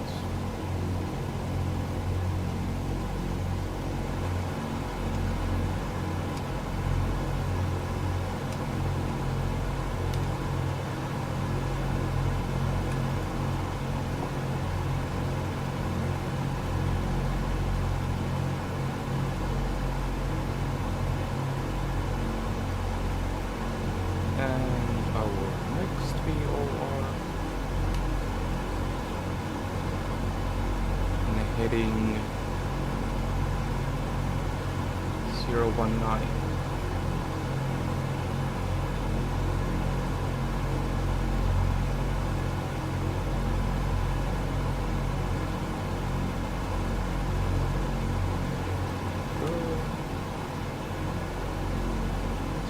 Right.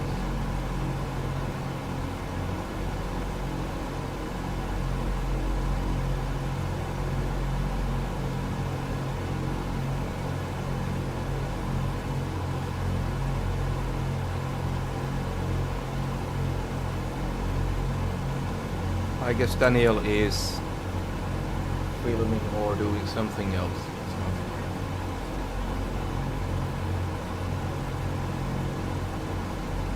I'll be approaching now from the left. Oh yeah.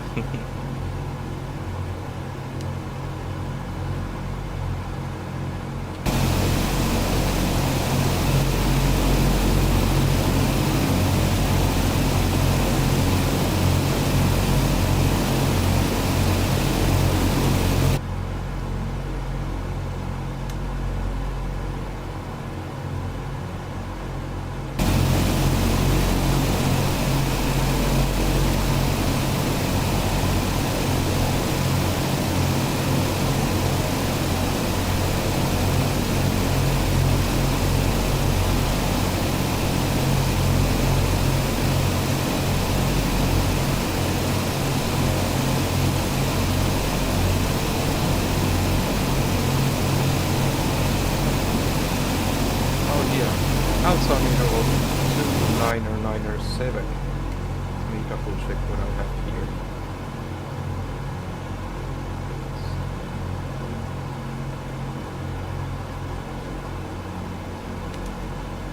Well, not much changed here.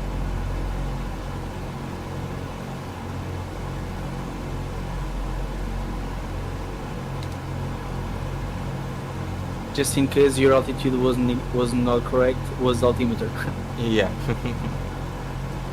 Yeah, well, I had in 29902, so 29907 doesn't make that big of a difference. But...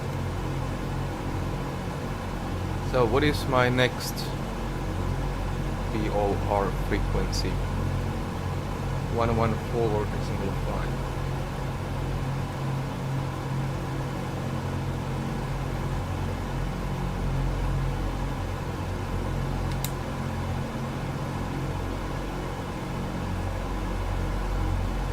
So I'm stable here behind you on your left.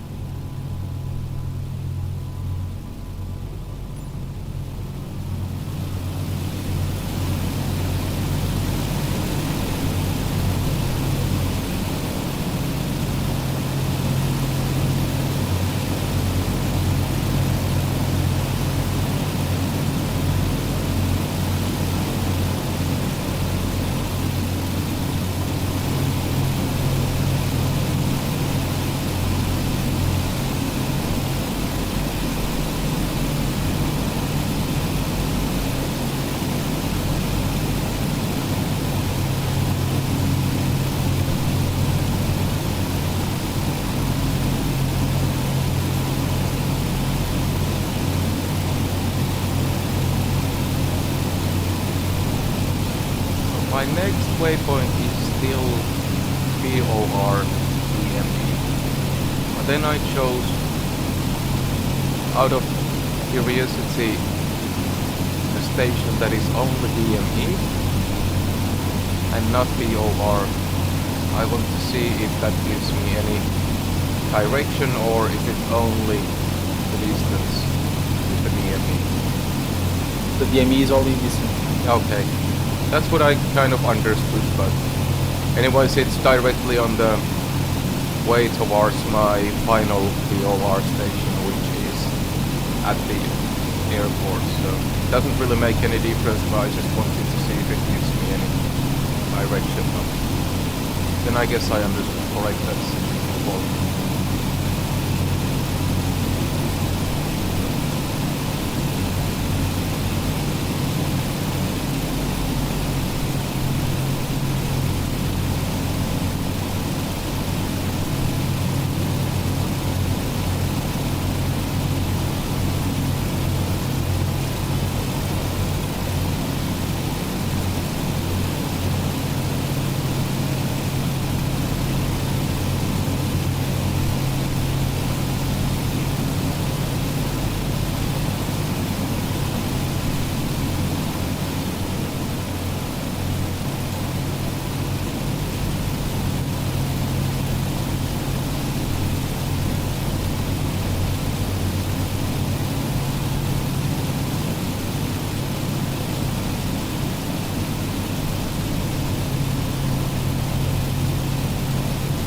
With this aircraft I could land in your wing. Oh yeah. Yeah, it's going to be interesting landing. For me, 20-25 knots of wind, it doesn't really tell anything. At least when I was planning or updating around in the morning, it showed that it should be 20-25 knots, about 40 degrees north from the runway heading. 134.25 New 1. Goodbye. Well, we could do a double landing, so like London Center New 1, you are in front of me. 11,100 feet. Yeah. No.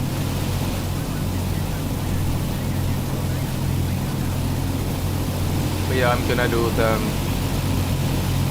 the traffic pattern thing, flying over the airport and then descend to, here it was 1,000 feet above the airport, so 1,150 feet pattern at altitude, and then try to do the proper pattern.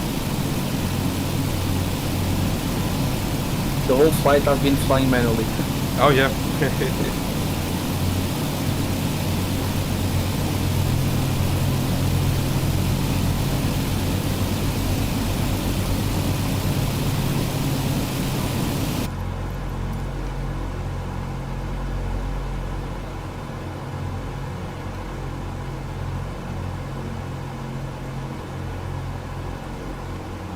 Let's check up temperatures. Cylinder head temperature. It's slightly under 200 Celsius, but my cold tabs are closed already, so nothing to do there. PMEP around 155, yeah. RPMs 2,200. Oil temperature on the green. Carb air temperature just above 0 Celsius. Oil pressure, fuel pressure, all nice and good.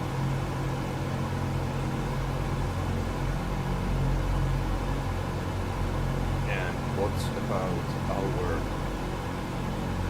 fuel quantity?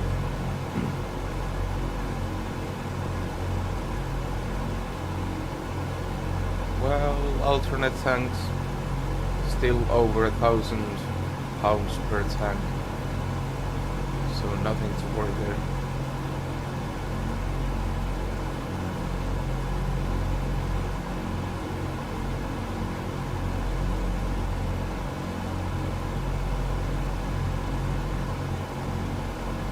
seems that we have run out of anti-icing fluid.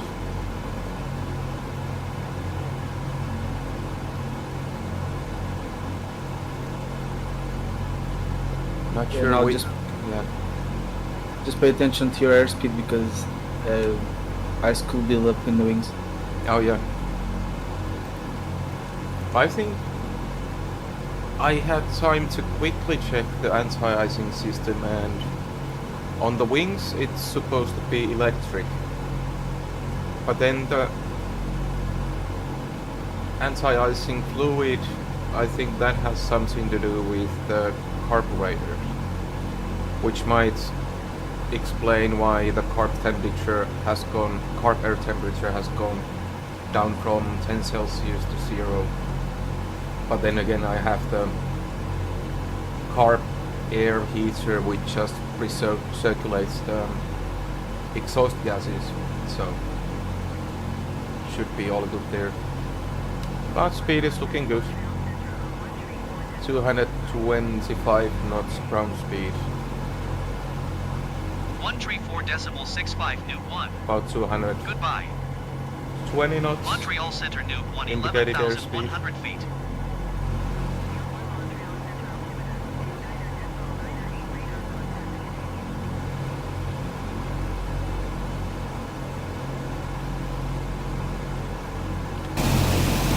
So we are at the 98 nautical miles from our next VOR point. Sorry? We are 98, yeah, 97 now nautical miles from our next VOR. Oh yeah. I'm not sure if this is a retrofit thing here, but I have also the digital Bendix King screen here, where I have the nautical miles. It shows me also 26 minutes away. And I think the knots, that must be our air speed, or no, it's actually ground speed what is showing. 226 knots. Probably digital screen meter, not an original thing on DC-6. But I'm happy to have it.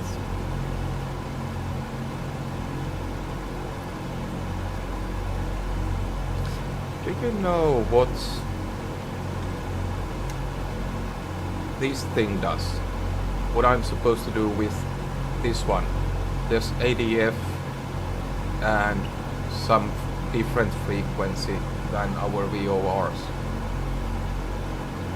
That's a different kind of radio navigation. Okay.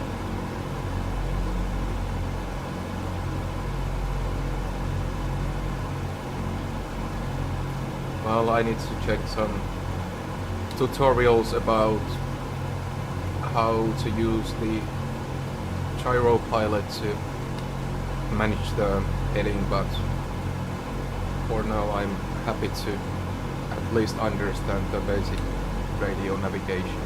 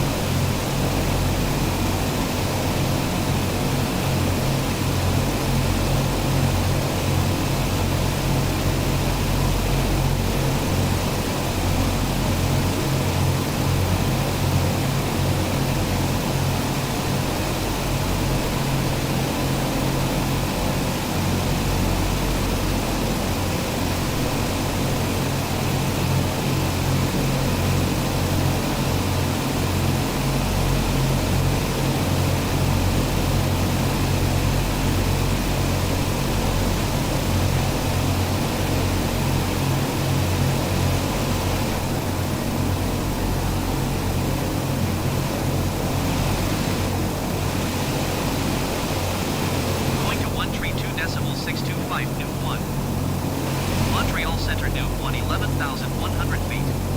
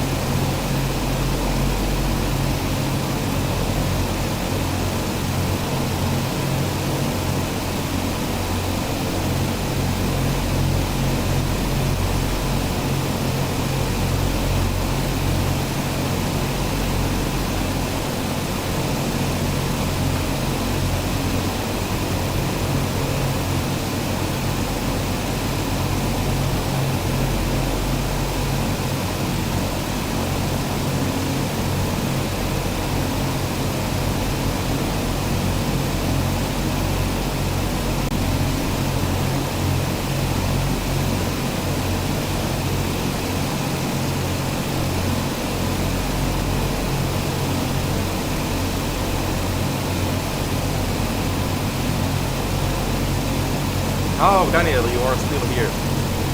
I wasn't sure if you were gone. Disappeared for a second.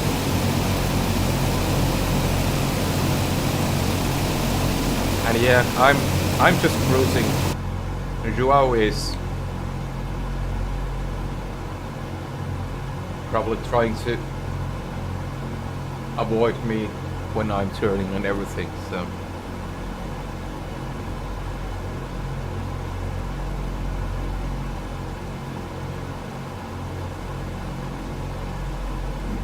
I'm just following you. Oh yeah, Joao is following.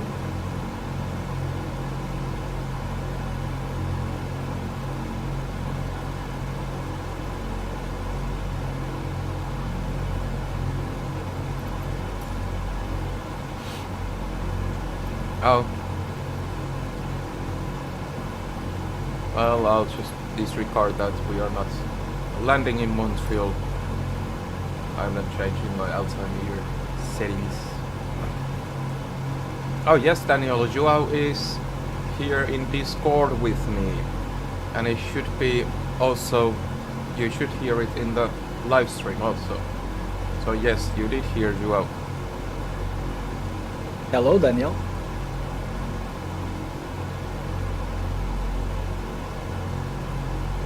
I told you we are going to be here if you wanna join.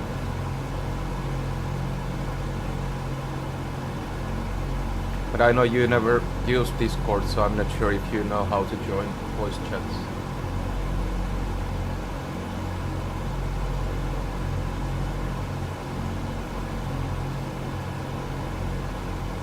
Basically in this channel, I just realized today that you need to push to talk, so I'm assigning the push to talk button in my yoke, so like looks like a real radio.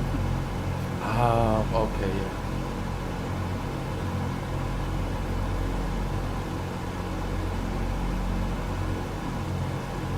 Yeah, I will. I'm getting tomorrow the kind of mini, what's it called? Stream Deck. It only has like 6 buttons, but it's enough for me to assign the mute microphone and then a few different scenes, and then I will probably assign 1 button for the push to talk on Discord. Because right now I just have the microphone on Discord all the time, and it's supposed to just recognize when I'm speaking and when not, but it would be nicer to choose when the microphone is on.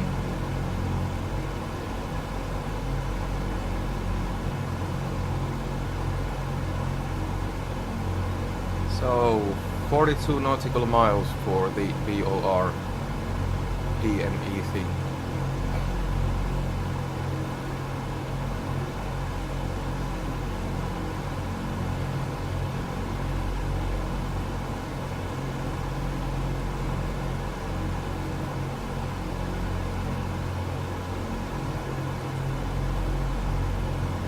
But yeah, Daniel, if you have the Discord open, feel free to join us. It's there in my channel. We have the MSFS voice chat.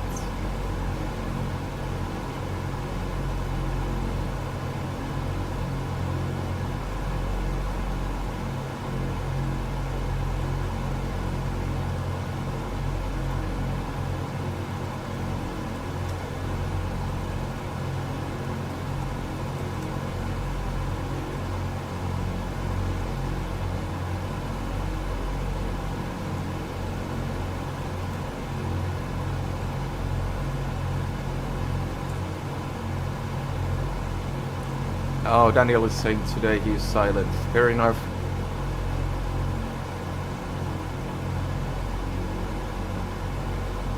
Are you feeling rough today, or what's the reason? Daniel?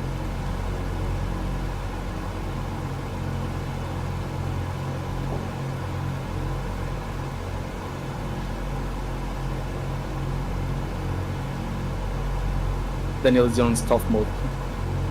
Yeah.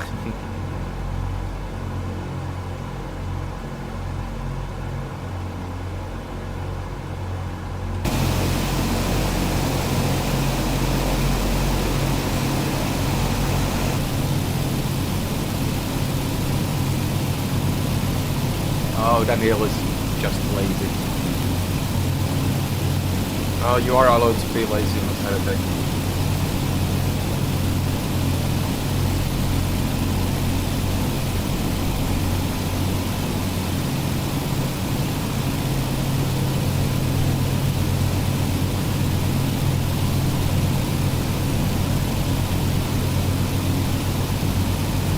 Yeah, you are precisely at 205 knots. If I accelerate one more knot, I need to reduce the speed. Oh, sorry, what did you say? That you are at the 205 knots. So sometimes I go at 206 and I get closer, so I need to reduce to 203 and then 205. Oh, yeah.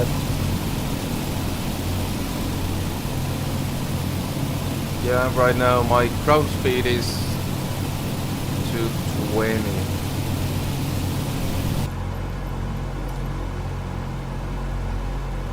Well, weirdly enough, it shows 220 ground speed and 220 airspeed.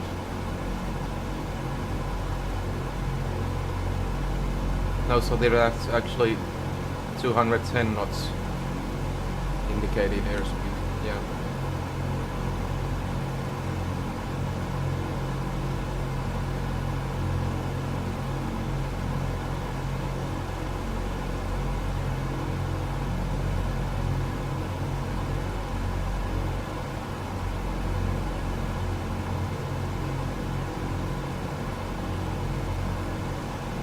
I'm doing the whole flight manually, Daniel. But I also have the VOR points assigned in the GPS, so it's fine.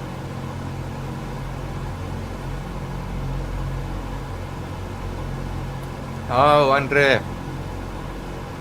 I try not to crash, but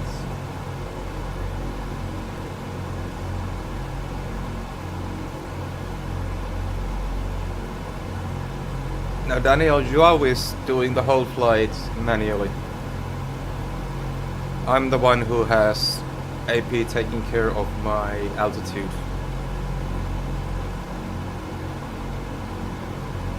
But yeah, Andre, I'm expecting to have somewhere around 25 knots of crosswind for the landing, so gonna be interesting to see that one. Haven't practiced any kind of windy conditions yet, so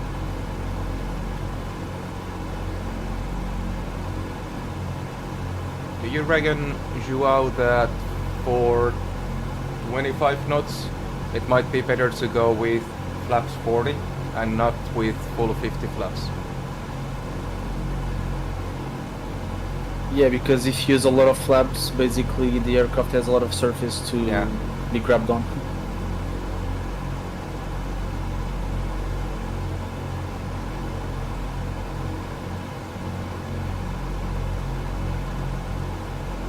Okay, 22 nautical miles until our VOR DME.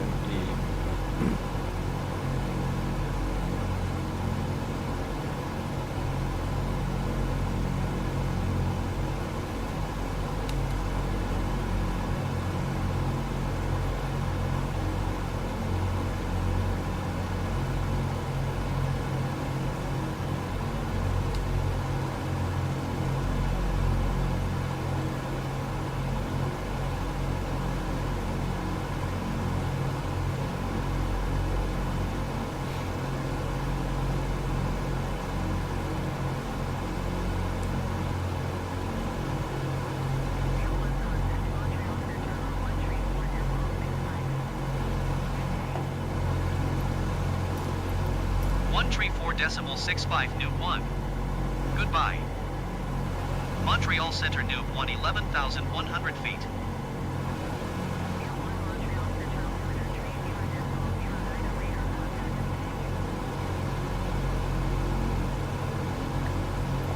For some reason my ATC voices went real down.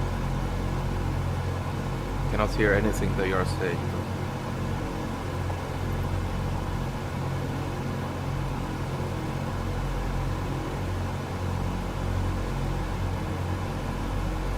Yeah, Andre, I will put the gear down for the landing. You can be sure about that.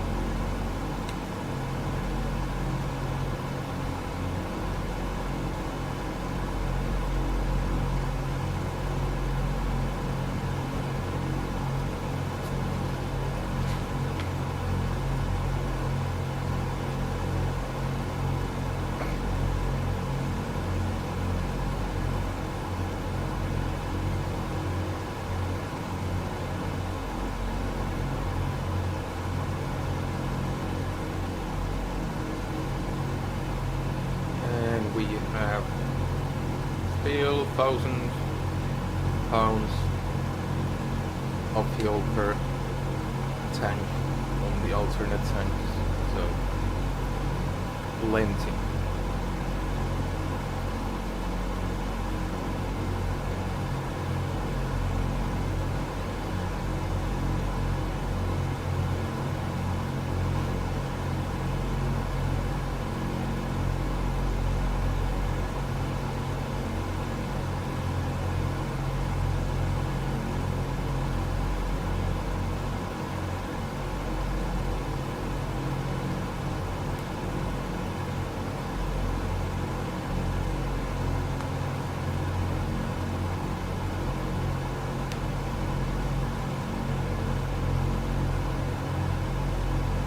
I guess I will check.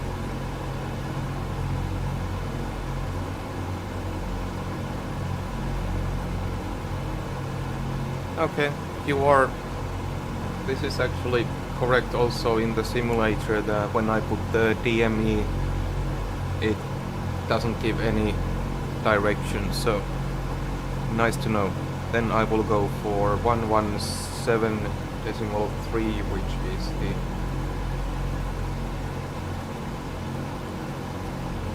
Goose Bay Airport VOR. 117.3. Okay, I guess we are out of range because it doesn't give anything. Then I will just follow heading 066.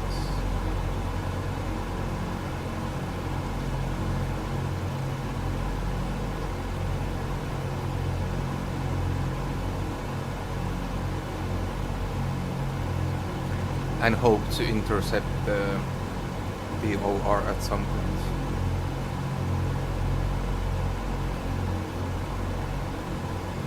Is it same for usual that you are not getting any signal from the Goose Bay VOR?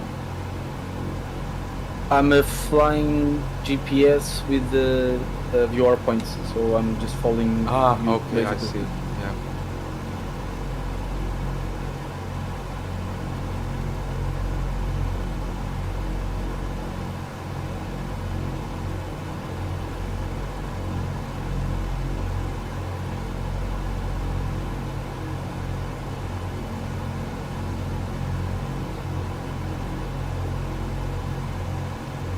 And I think I will do so that it was my last VOR 117.7.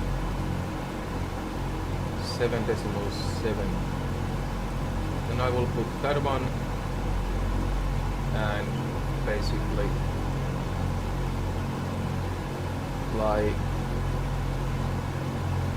directly away from it towards the correct heading. Then I should be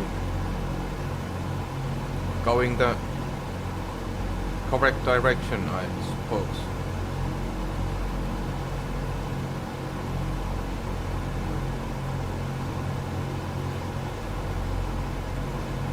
And then I can try a bit later again with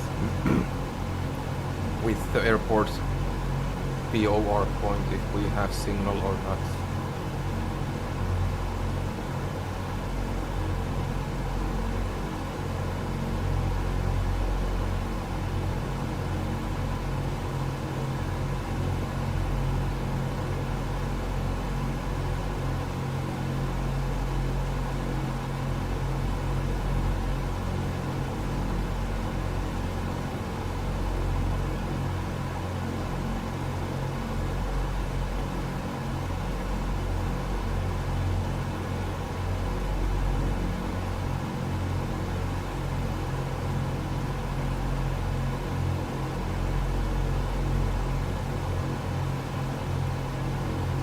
I think we have got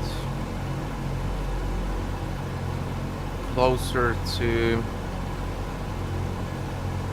400 nautical miles to go. My top of descent, initial top of descent is in 310 nautical miles. Because I will need to descend to 2,000 feet level of decelerate before we arrive to the airport airspace. So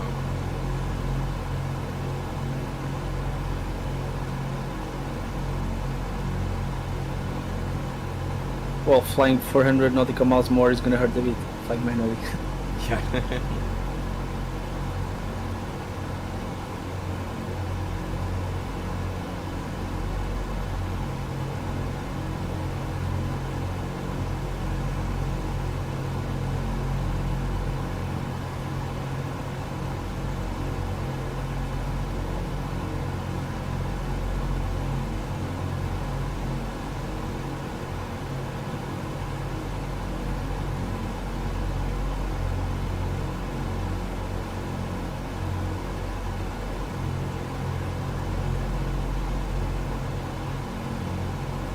Okay, so now I'm flying directly away from the VOR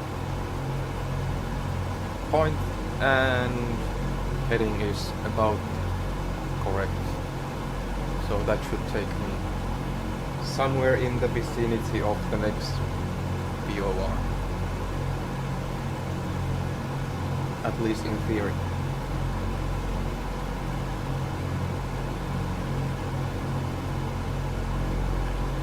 Oh, Daniel is saying legally he's meant to understand how DME works. But then, yeah, it doesn't mean that he actually does understand.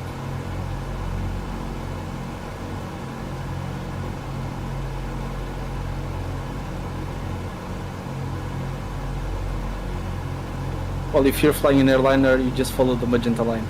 Yeah, exactly.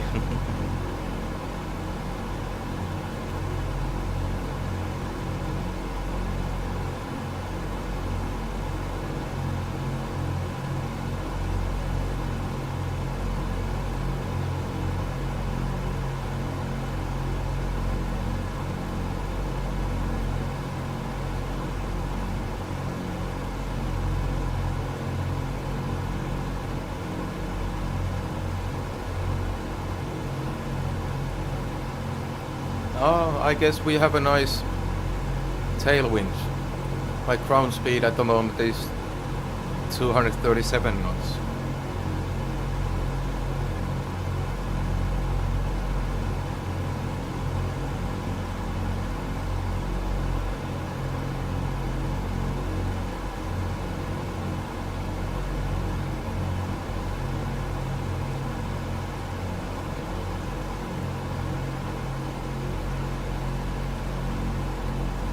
Let's check if we can enter the cabin or not.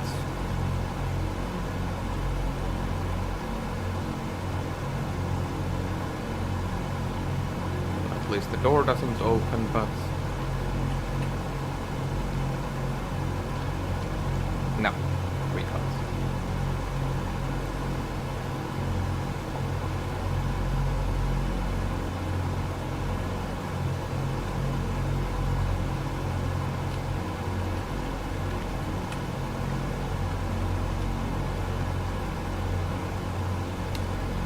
Okay, never mind.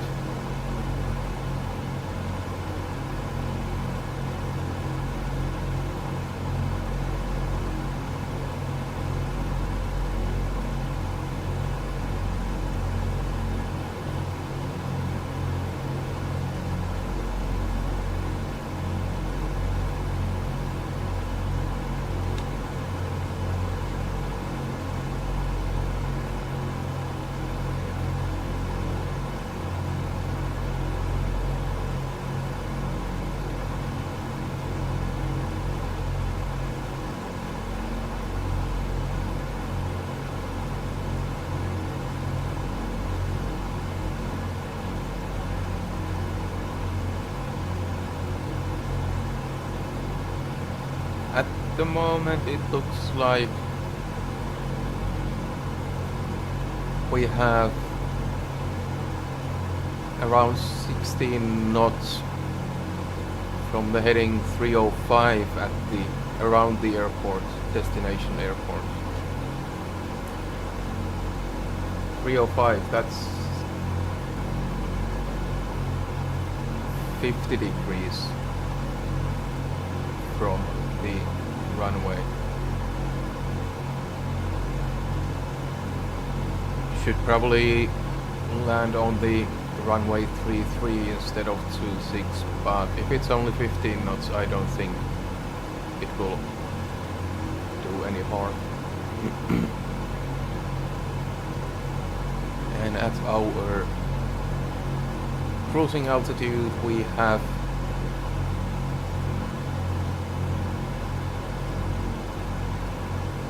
24 knots from heading 292.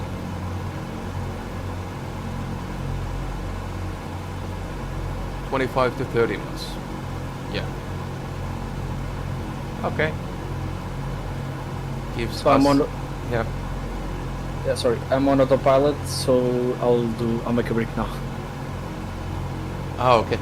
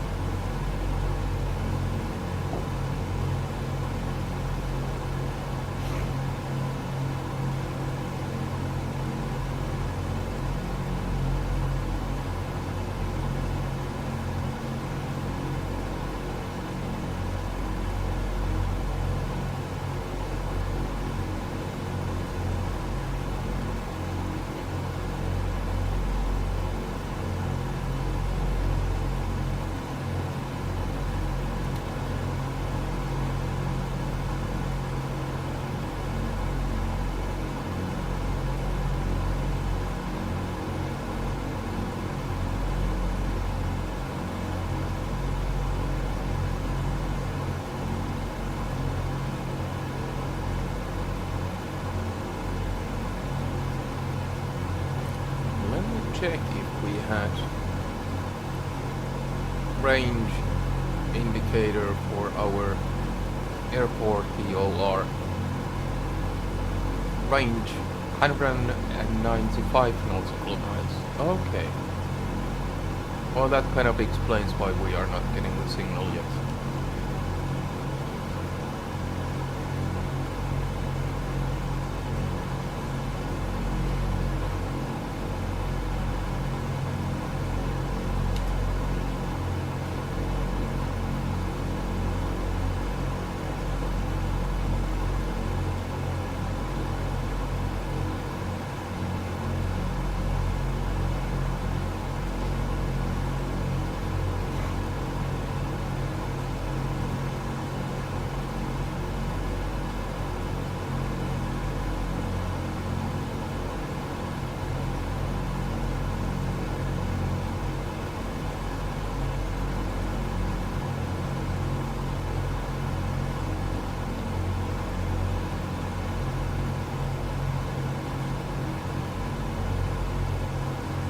So we still have our fuel flow is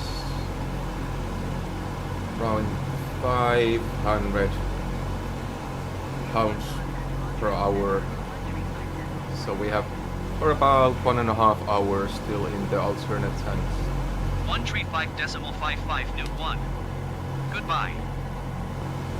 Montreal Center Nuke 1 11,100 feet.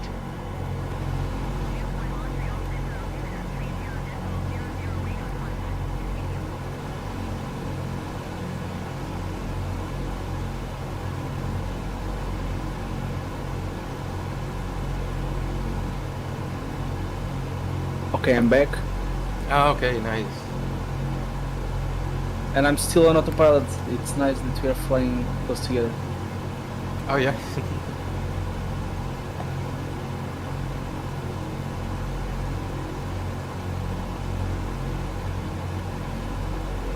Oh, I'm a bit closer to the desired track, so let me turn it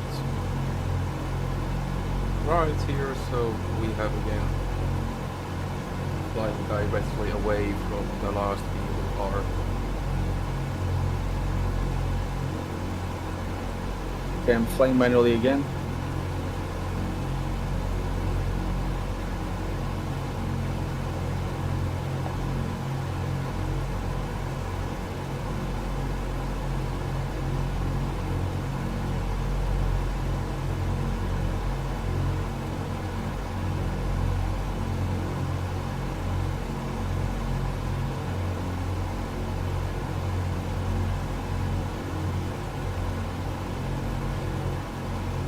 Yeah, Joao, I just checked that the range of the Goose Bay VOR is 195 nautical miles.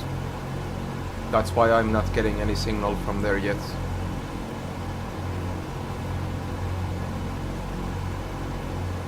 Is it our next UR? Yeah.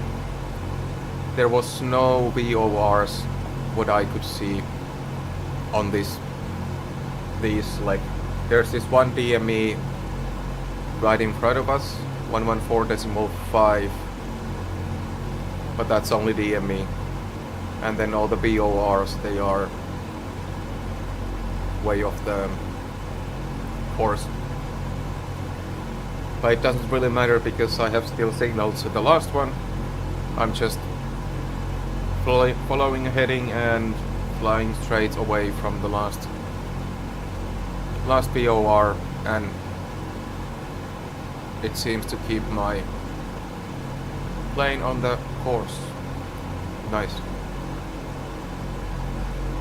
Yeah, I can see because the next UR is at 286 nautical miles. Well, not UR, the airport. Ah, yeah.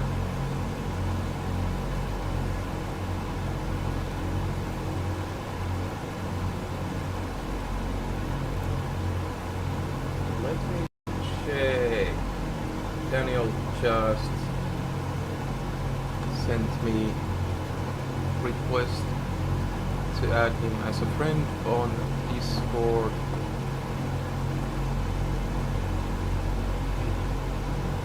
Try to.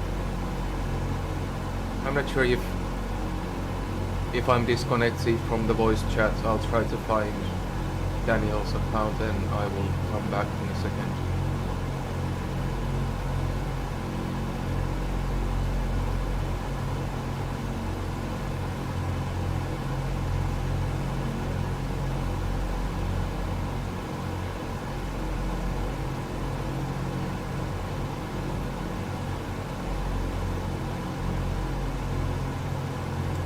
Okay, now Daniel is my friend on Discord. Let's see if he's not so lazy and maybe he will join us also.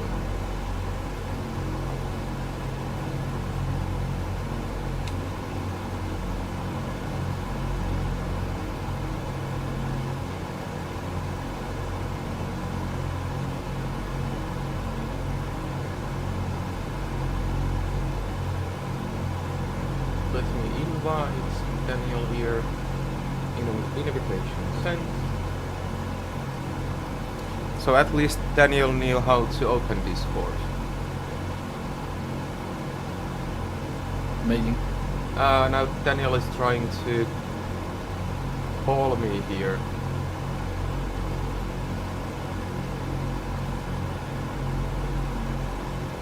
Let me try to.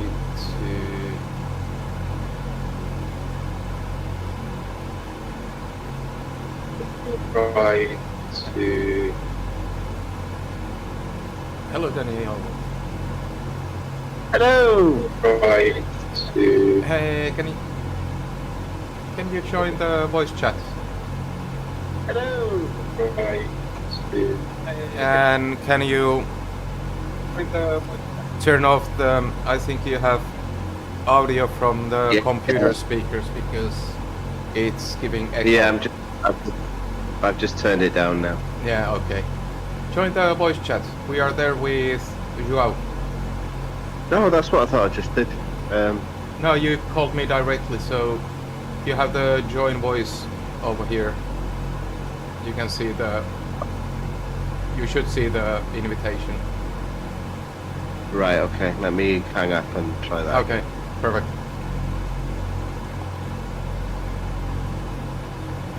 Okay, let's see if Daniel figured it out. I heard the hello! Yeah, Daniel called me directly, but I sent him the invitation to the voice chat. Let's see if he joins here or not.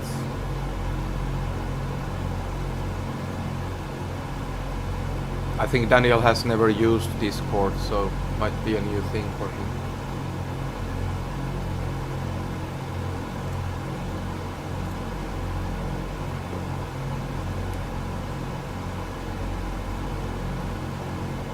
Oh, Daniel's internet went down. Let's wait for a second then.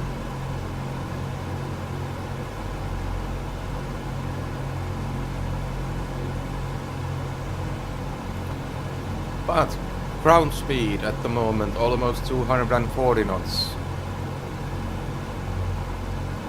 That's not too bad. Daniel, what do you do? I sent you the invitation to join voice. Just press the button join voice and you should be directed here. Or then go to my profile and you can see the MSFS voice chat on the panel, left side panel. If you go to my channel, you should see the voice chat also.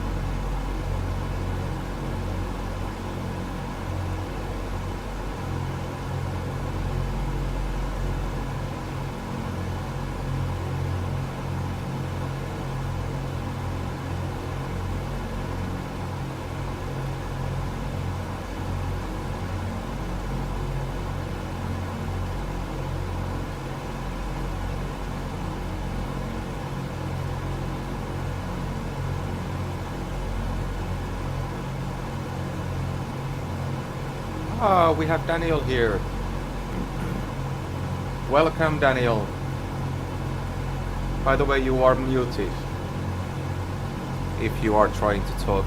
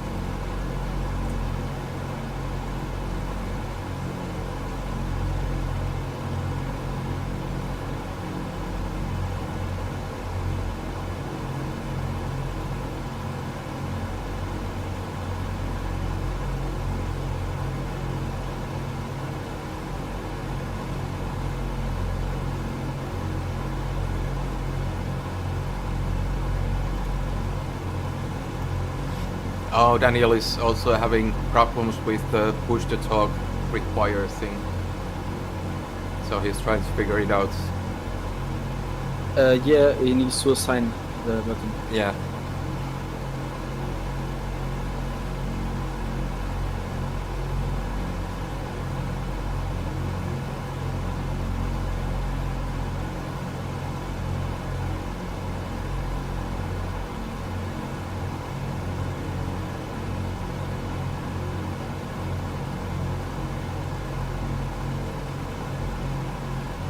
I will take a little break here while we wait for Daniel and go to the men's room and things. I'll be back in a minute.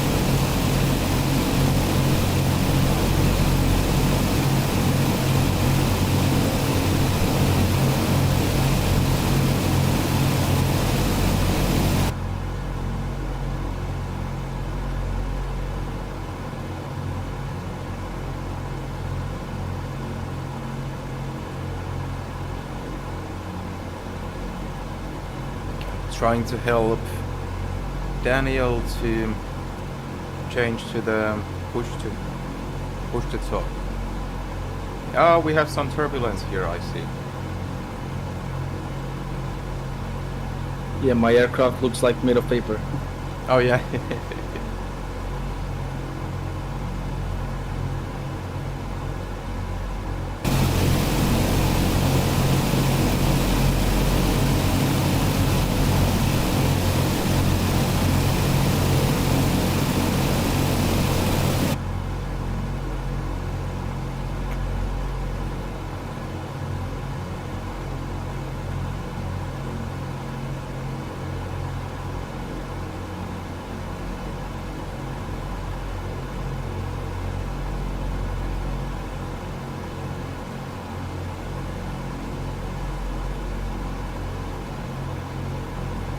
Even my plane is all over the place.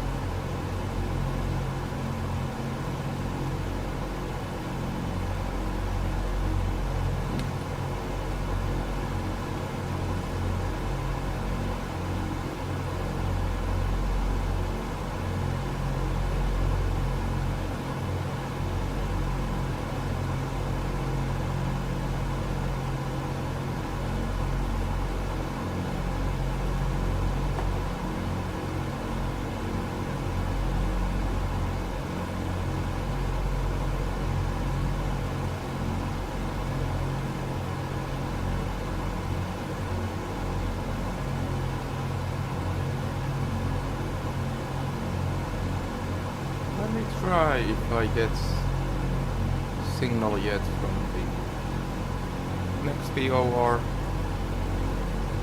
No, not yet. So let's keep the last one.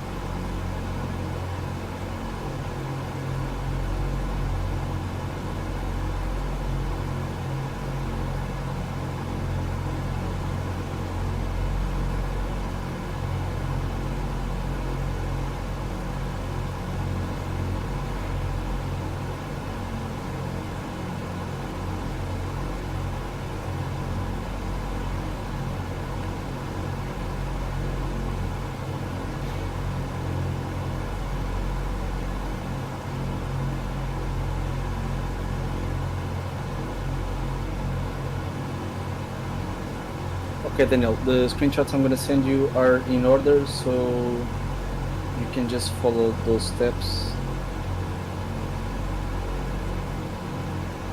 Oh yeah.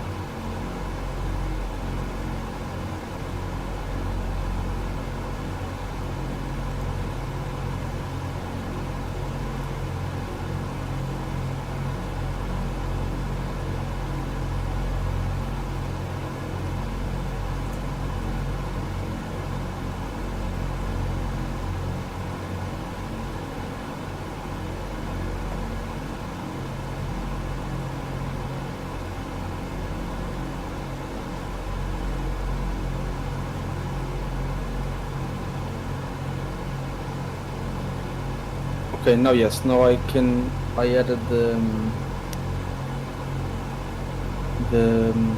I forgot the word, the instructions. Oh, so basically on the down right corner you have your profile, and then you need to scroll a little bit down until it says app settings, and then you should have voice or appearance, then it's within voice.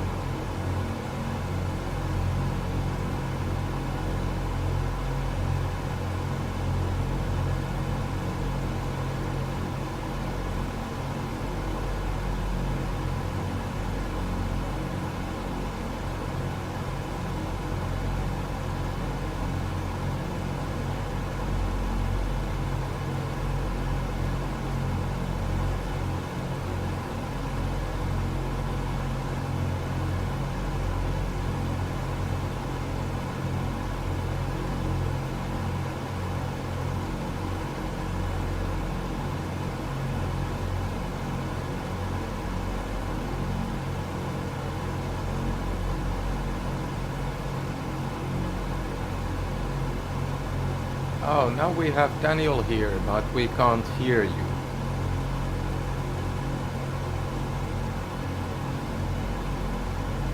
I can see that you got yourself unmuted. Now you have to figure out what is the push button to talk.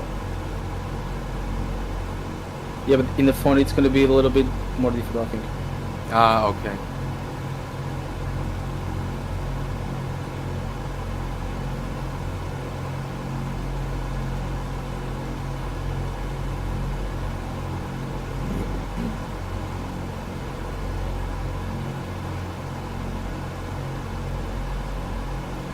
Okay, so Daniel, if you are on the voice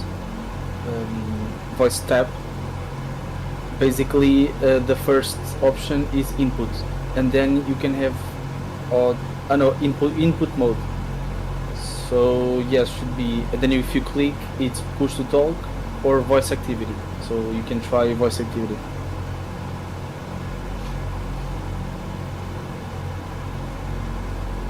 Now you muted yourself.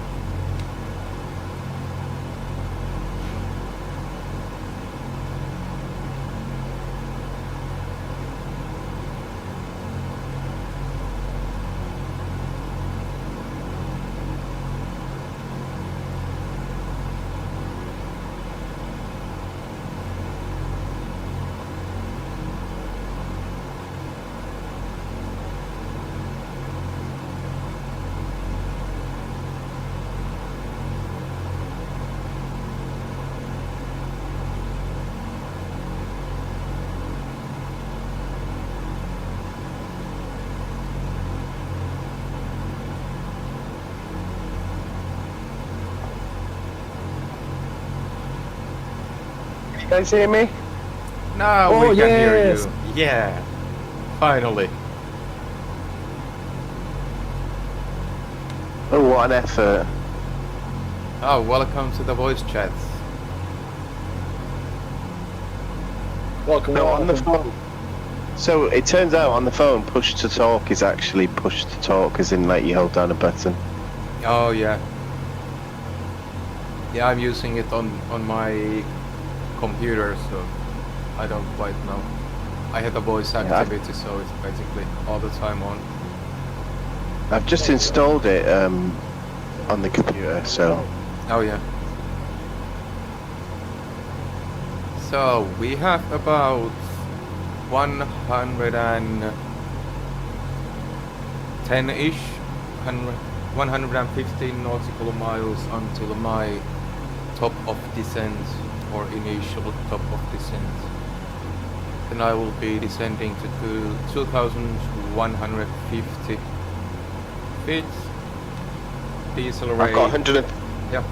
137 miles on my flight till I land. So Oh yeah. But yeah. I've flown from I need Washington to have the initial descent to lead off the speed at the 2,000 feet, which is actually 1,000 feet above the pattern altitude, and then I will be flying over the airport and try to get myself aligned with the pattern and descend.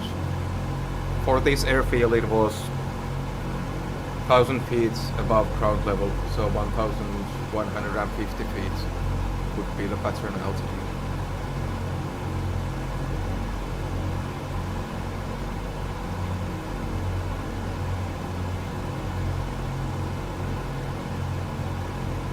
Boa tarde, João. Tudo bem? How are you doing, João? You okay? Hello, how are you? I'm doing awesome here. I'm doing good. I appreciate the value of a weekend now that I'm working in an office again. Oh yeah, doing a live stream here.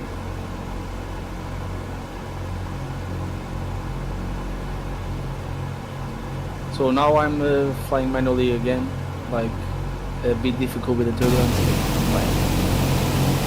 It's a bit of turbulence now, isn't there?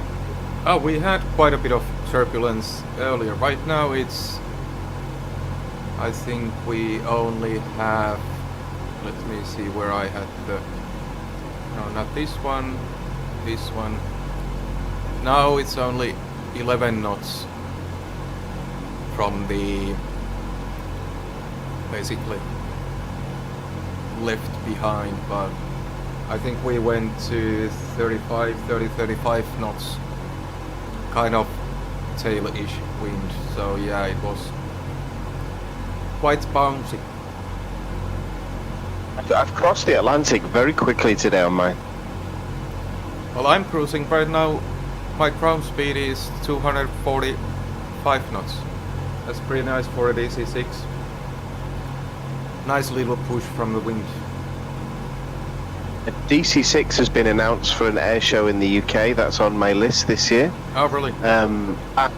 Also a DC-3 visiting from the US on a tour for VE Day. So I might get both types in one day in May. Oh, nice. Beautiful. Well, actually, I already saw a DC-3 in Iceland. It was from Panam.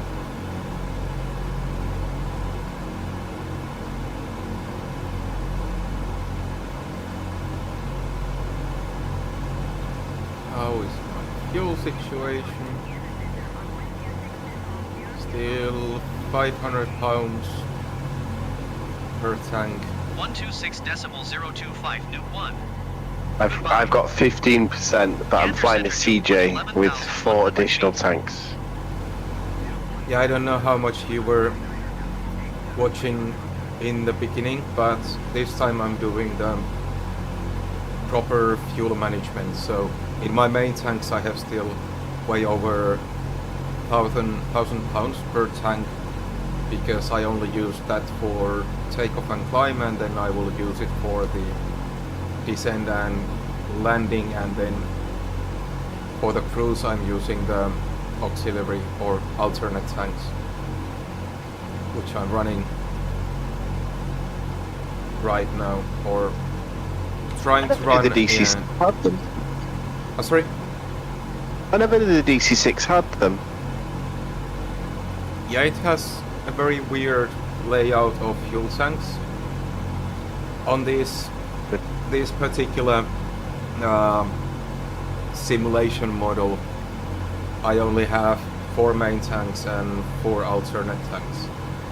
But then there was, originally it's 4 main tanks, but then the alternate tanks are somehow weirdly so that, like, basically midway of the cruise I should be using the what's the crossfeed and all this, but on this one it's luckily just directly 4 main tanks and 4 alternate tanks. A bit simple. Good old duck.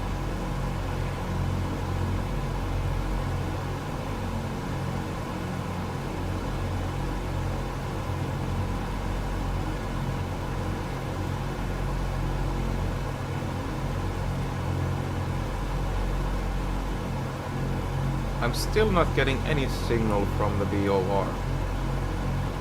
It's a bit weird. I should be within the range already, but... Oh, I am. Sorry. My bad. I was not getting signal from the last one, but now I actually have signal from our last VOR at the Goose Bay Airport.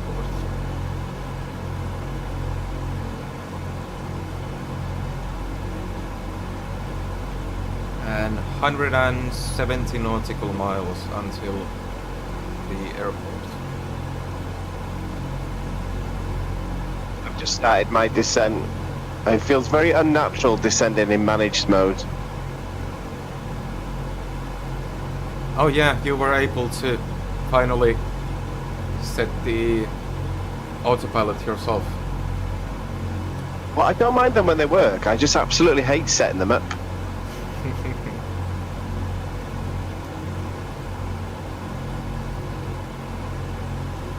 Yeah, I think my MCDU setting is a bit of cheating because I can import everything from the brief flight plan, or not everything, but at least the actual flight plan, and of course all the weights and speed and everything I have to input manually, but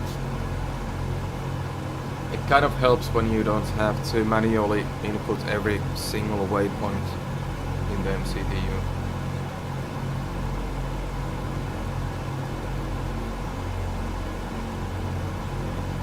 Yeah, the 380 you can uplink the flight plan directly to the FMS. Yeah.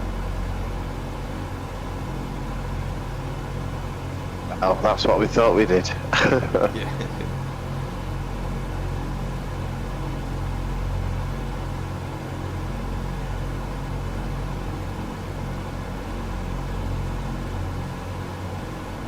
I just find though, you know, when you descend, like it can take you to some really unnatural feeling, you know, like rates of descent. Because at one point I was getting 3,500 feet last week, and I was thinking like, what on earth's going on? Oh yeah. Yeah, basically tries to reach the vertical profile.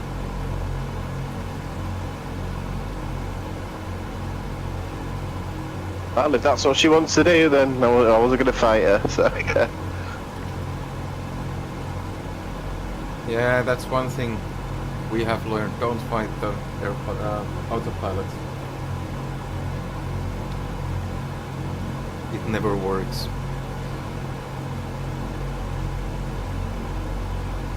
But I generated a random flight plan today as well. So Farnborough was my starting point, and it gave me Reagan Airport in DC, where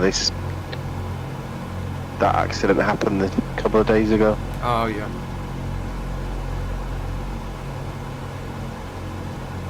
So yeah, it took off about 9:30 AM. So we're just descending now. I didn't actually even check how long did it for me this time to go through the checklist, but at least it wasn't, what, 1.5, 2 hours it took me the first time I was doing it, so. Yeah, but you've written this one yourself as well, haven't you? Yeah, and I have done it now once, and I'm quite sure that writing it out myself also helped me to kind of memorize most of the items.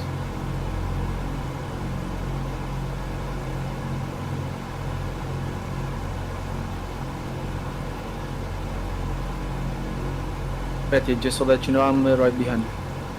Okay. Nice. There we have Joao.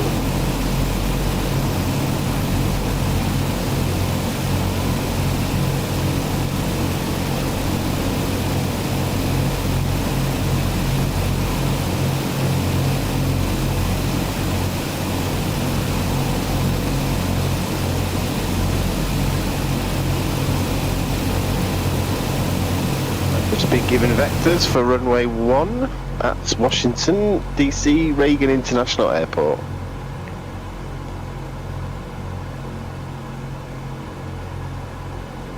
ILS 109.9. You can try a circling approach to runway 33. I don't think I'll be doing that today. Flying a A318CJ as well.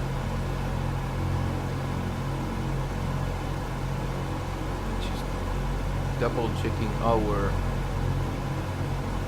wind situation at the arrival.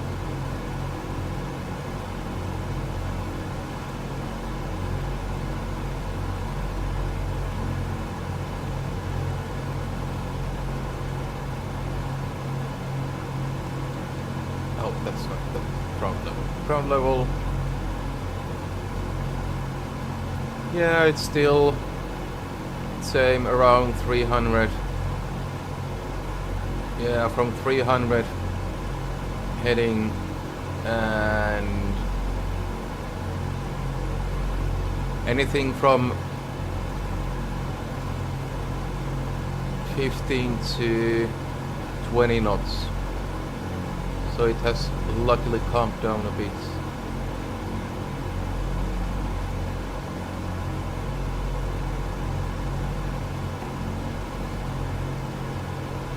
Ah, we have someone else here. Who do we have?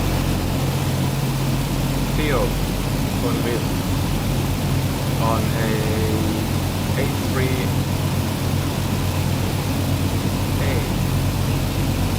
cruising at 35 something.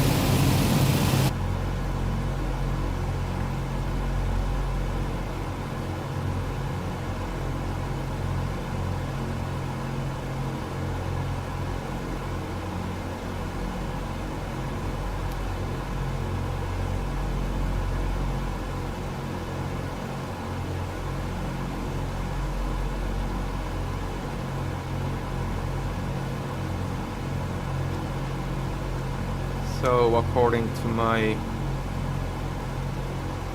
navigation system, we have about 34 minutes until we reach the airport. Then I will take my time trying to get the traffic pattern correct. Oh, it's gonna be a bit more than 34 minutes because I will split down the speed to 140 knots before we even arrive at the vicinity of the airport.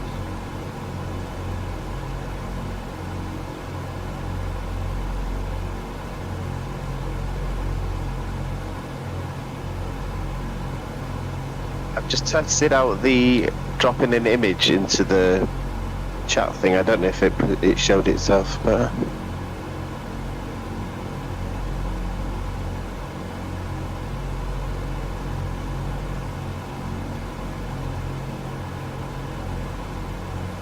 which chat?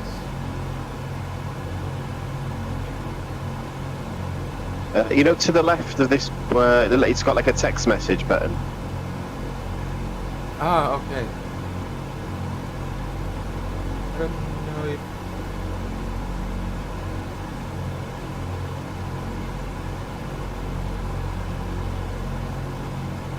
Oh, open chat. Yeah, I can see it. Seems like it doesn't give any notifications when I'm in the voice chat. Yeah, I can see it. That's my descent at the moment. Ooh. Different generation of simulator, of course. Yeah. But yeah, it's nice that we finally got the Discord working. It is a bit new thing for me also. I have never used the voice chat function on it. For me, it's a shame because I've been using it for like 6 years and I look like a new. Oh yeah. Joao, you have to accept that Petya and I are in our 40s, so we, you know, CDs in cars are still a new thing for us. So yeah.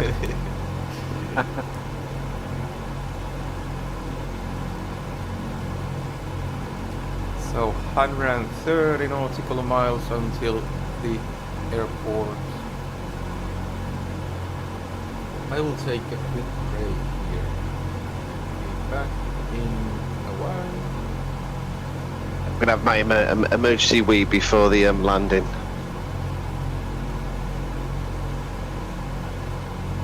I'll keep on fighting turbulence while flying manually. You know the aircraft, that aircraft is based on the Mooney 300s.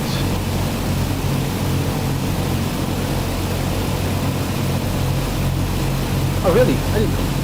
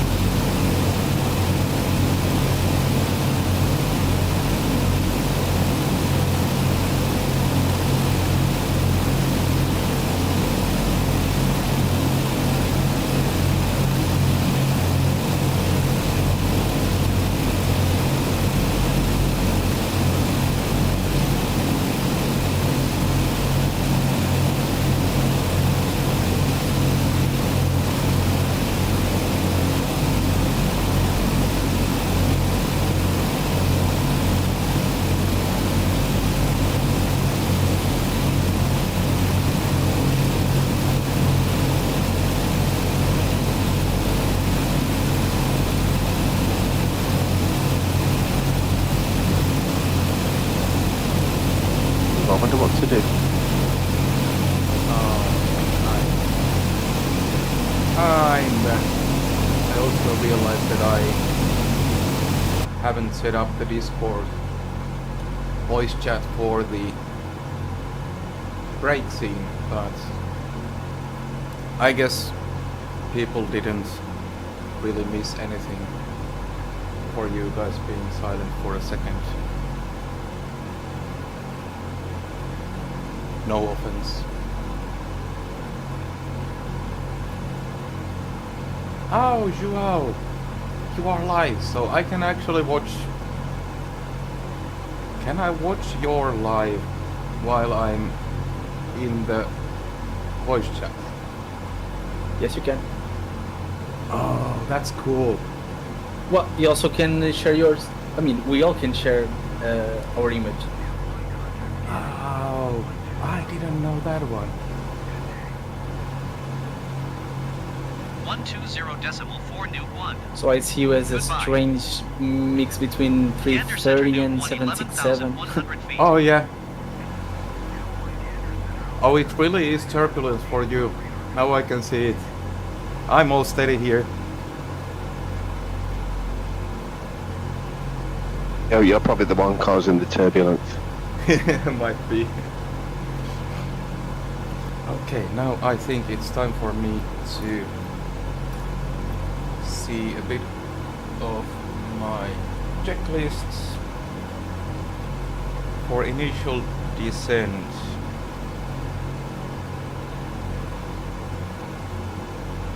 We reduce the power a bit. We keep RPMs at 2200. And we descend about 800 to 1000 feet per minute. Then we level out at 2150. Okay.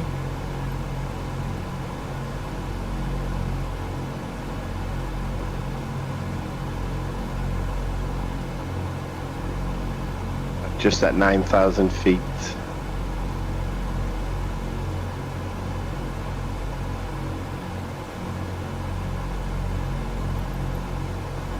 Oh. Are you live with that video? What? Joao, are you live with that image there? Yes. Yeah. Yeah, he's live streaming in our voice chat. No, I'm not anymore. Oh yeah. I got the sad stuff. That's cool. I'm too old to understand all that.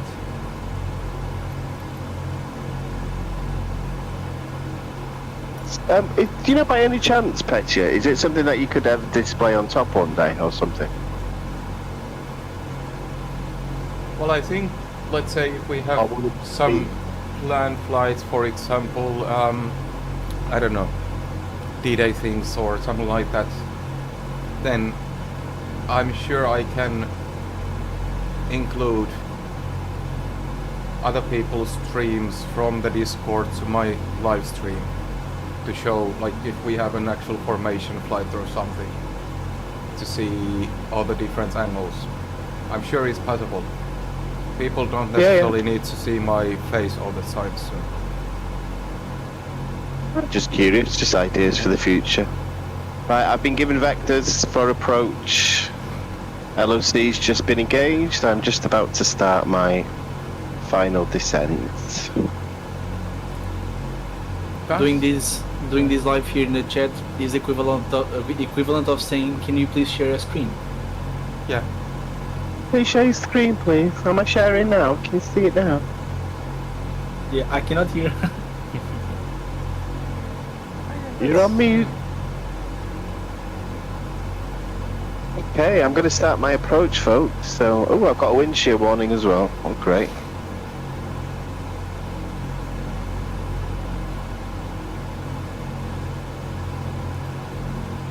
Okay. I am approaching my top of descent. Time for the fuel management things. How is our Okay, that was actually not too bad estimation of our fuel need for the cruise. We have anything between 300 to 400 pounds per tank left. So a bit overestimation, but quite nice. Then I need to get it right.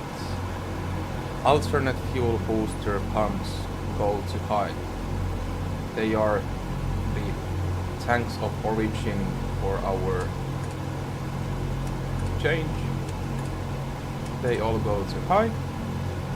Main fuel booster pumps go to low, and they will stay on until landing. Then fuel tank selectors to main tanks, and here I have to be careful so I don't turn off one by one, and we check the fuel flow. If we don't have fuel flow, we have a problem.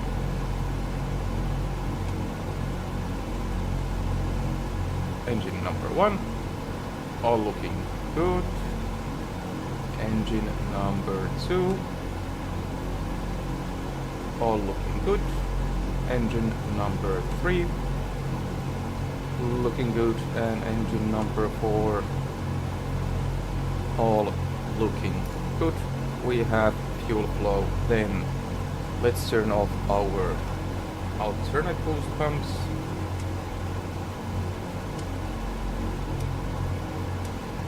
And main fuel booster pumps stays on for the rest of the flight, and just double checking the fuel flow here, everything looks good.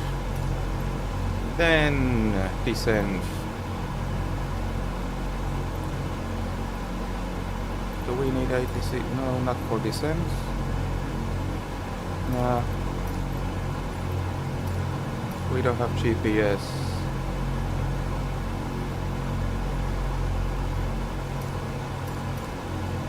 Done. Cross speed off. Yes. Anti-ice we keep as they are. Yes. Let me start the descent already. Altitude hold off, and we start descending up and down, up and down.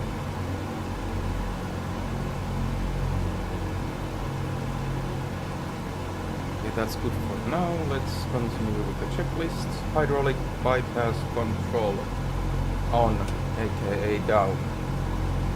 Sink rate 800 to 1000 feet per minute. Altimeters set. Let me first reduce our power to 26 so we can maintain the descent and we don't start speeding.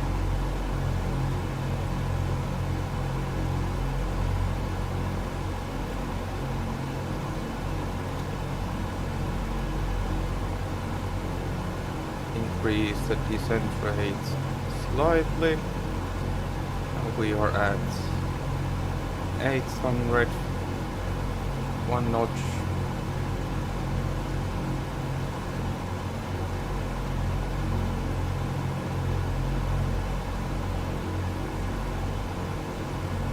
Okay, that's good enough.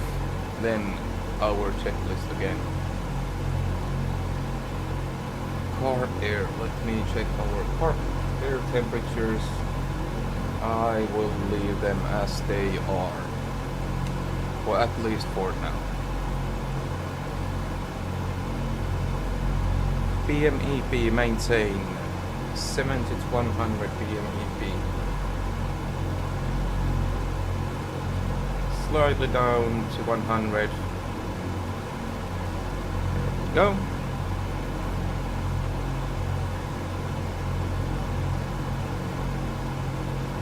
Airspeed 168 knots.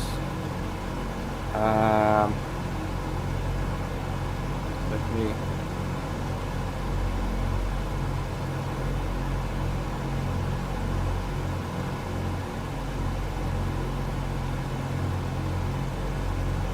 Hmm.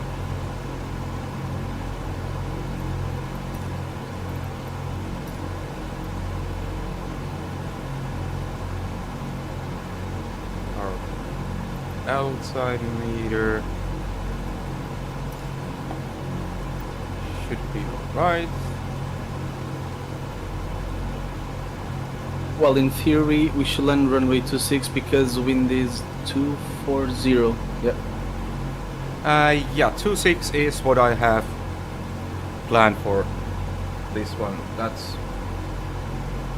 It was just a hunch because I've been checking the wind directions for a few days and it has been the same direction pretty much all the time, so I just decided it's gonna be that. Yeah, and that one doesn't have ILS, so needs to be or RNAV if you are GPS equipped or visual. Yeah.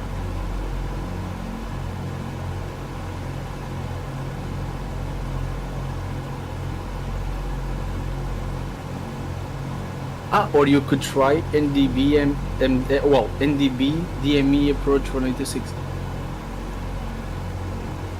I will just try the visual for this time. It's been enough with the radio navigation, and let me actually get the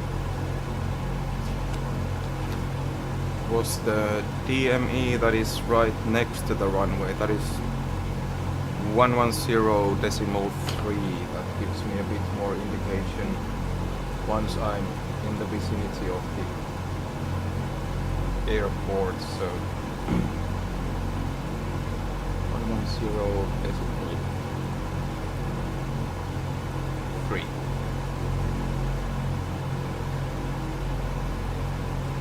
Yeah. Doesn't give me direction, but it gives me good indication of my distance from the airport or the runway, sorry.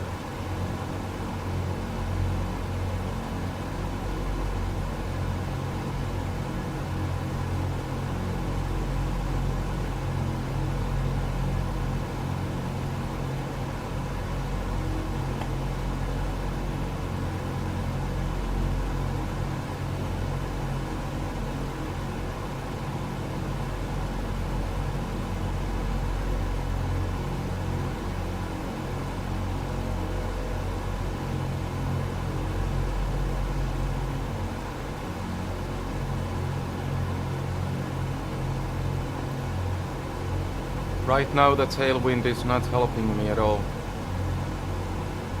The speed.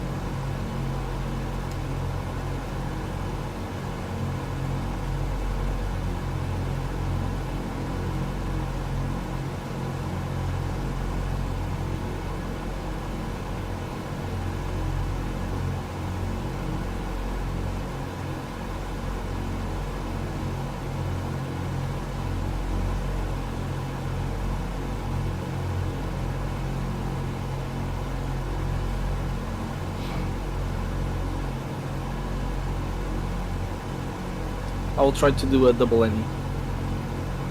Oh yeah. 4,500 feet.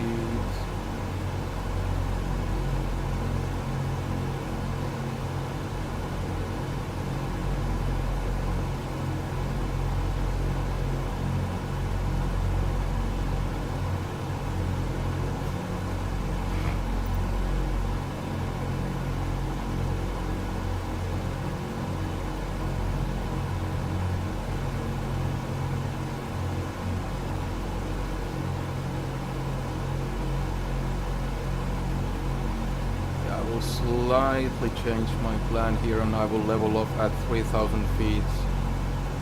I really need to get the speed down. And I've just parked up. Was it a good landing? It was a wonderful landing, but I can't show you. Of course not.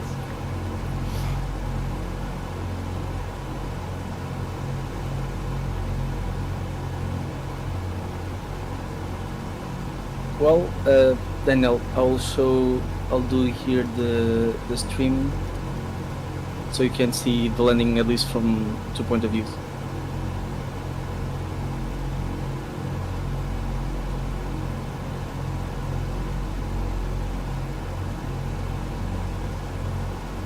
I just posted a picture of me parked up as well.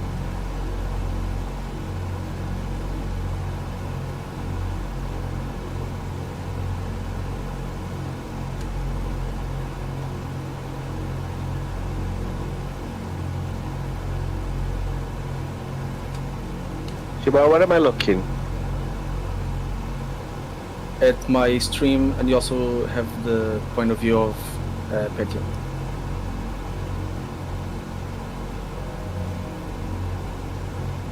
Oh yeah, I have to press the watch stream button. Yeah.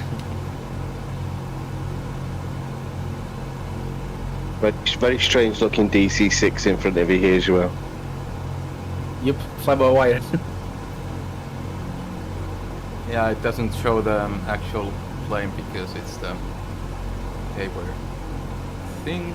Yeah, I was gonna say, is it because Joao doesn't have it installed? Yeah. So for example, if it was last week, you'd see an A380. Oh yeah. Exactly. Okay, I go for flaps 10.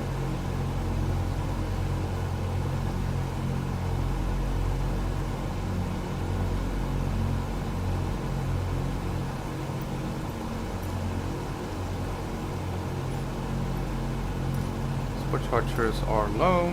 Carb air, yeah. These are all good.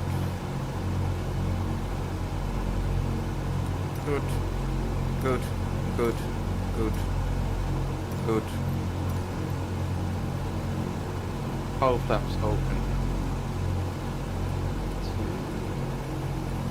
40 please.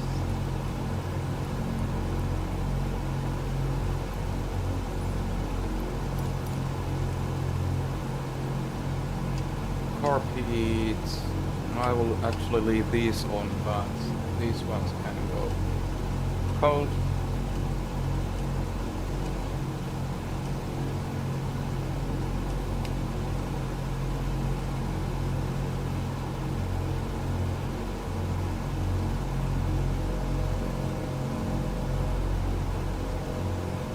Okay, getting warnings here, going too low with the throttles. We keep RPM as it is. I think it's good that I leveled off at 3000 because we have some high terrain here. I was not expecting that. Yeah, I was gonna ask you that probably you were too low. Yeah. Hydraulic pressure checked. Brake pressure checked. 160 knots. Okay, we can go for flaps 15 and flaps 20.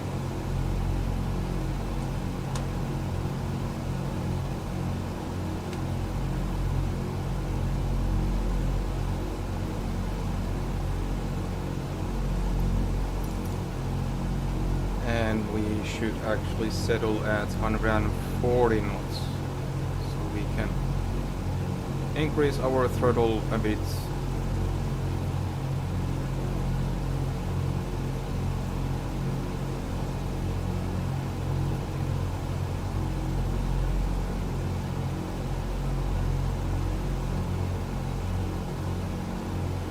Landing lights extended and on.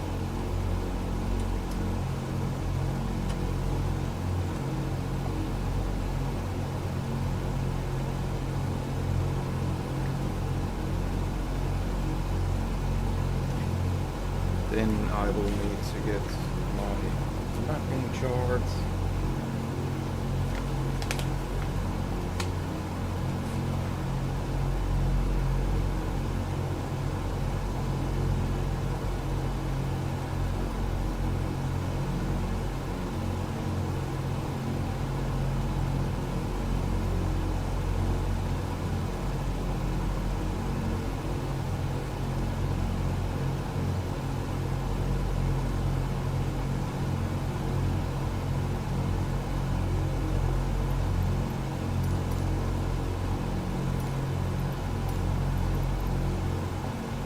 Also go for, where was it? Here, seatbelt, sign on. We can also go for mixture of reach already.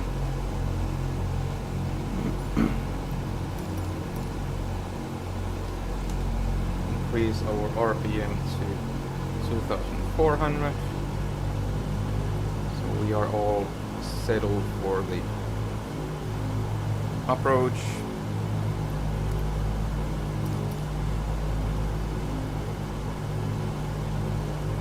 And these ones I have in my handwritten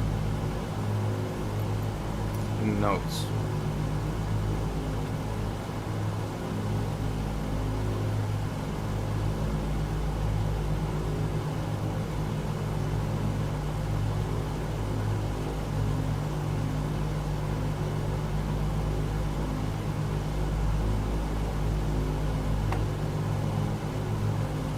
Just a second.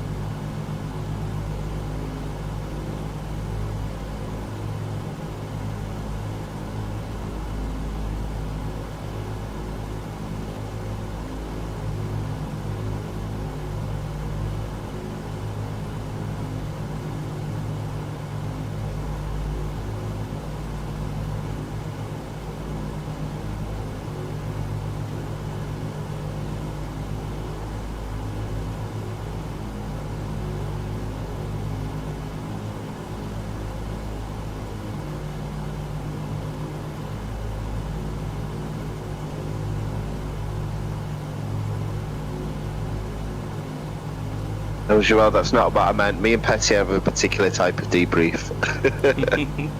I know, I know. Okay, I'm back. Now that he's open. Now I need to get down to 2,000 feet.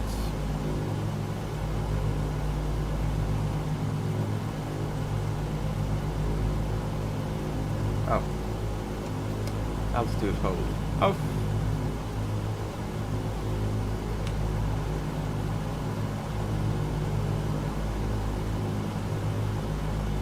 I edited 18 videos today.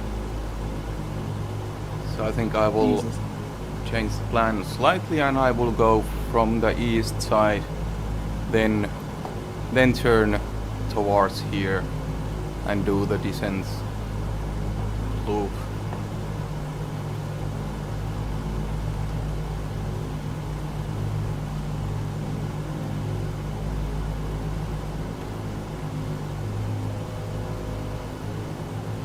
I've put Discord into the PC as well, so next time hopefully it's a smoother yeah. journey. Nice. Here it's not turbulent as before. No, luckily not. I'm pretty happy for that.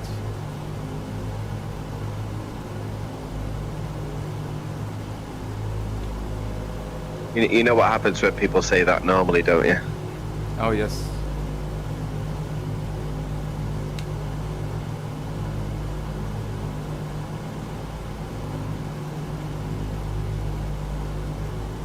Yeah, 2,400.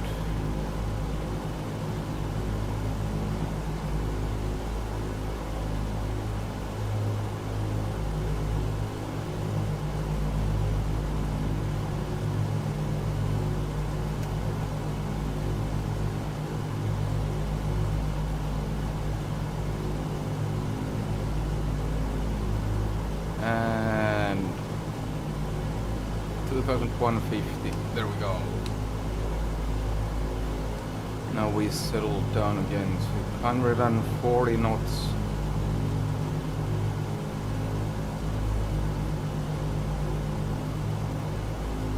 Flaps 20.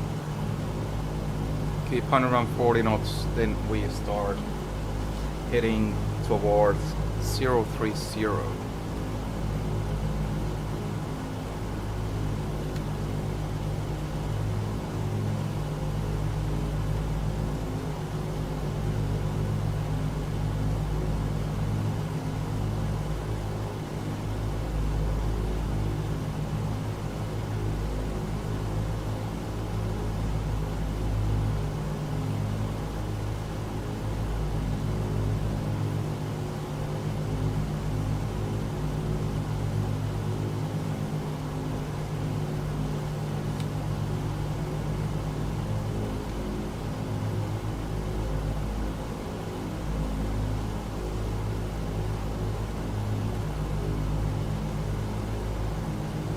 Here is our airfield.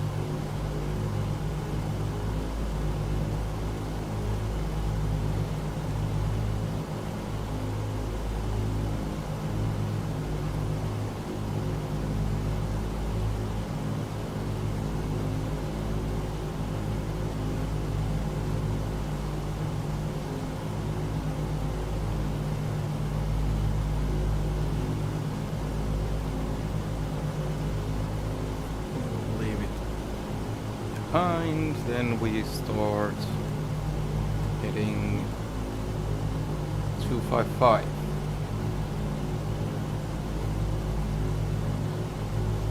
Is it my YouTube giving problems, Petio? I don't know if yours is as well. I don't think so. Be my internet at home is going a bit slow today. Yeah, my stream is saying excellent quality. 0 dropped frames, so maybe it's your internet. Oh well. Now this one, a bit more.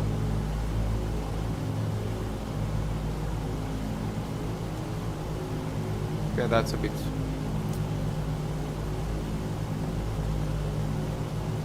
different direction than I was thinking, but fine enough.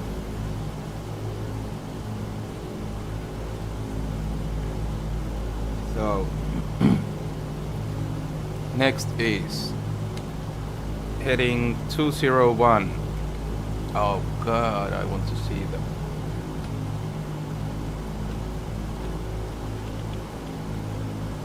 Oh, here it is. Got some direct sunlight there. Oh yeah. Not the nicest thing to have, but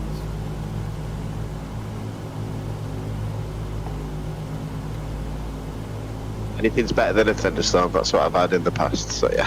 oh yeah. Okay, so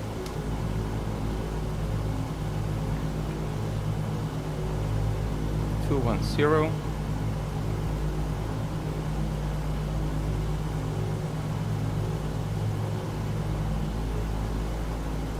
Then when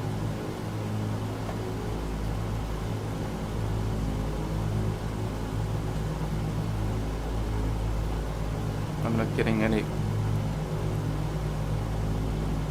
anything from our PME damn. Okay, that was not very good. Let's try again. 210. I might need to be a bit more gentle with the turning a knob thing.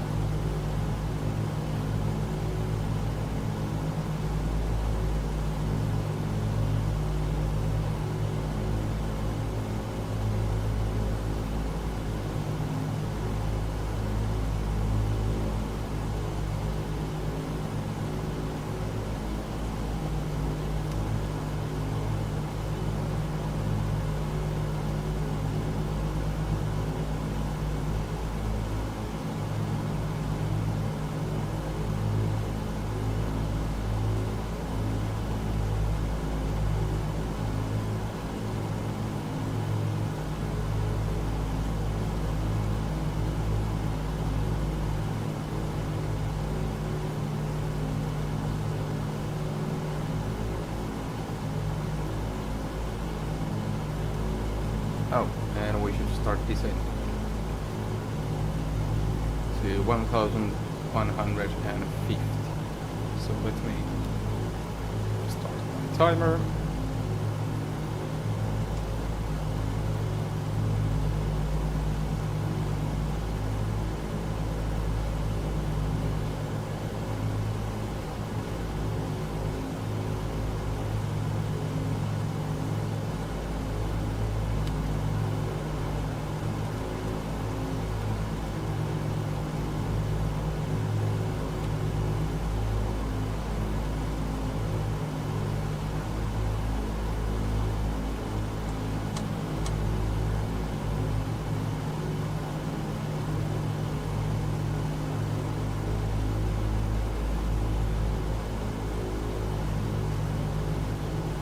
And then heading 030.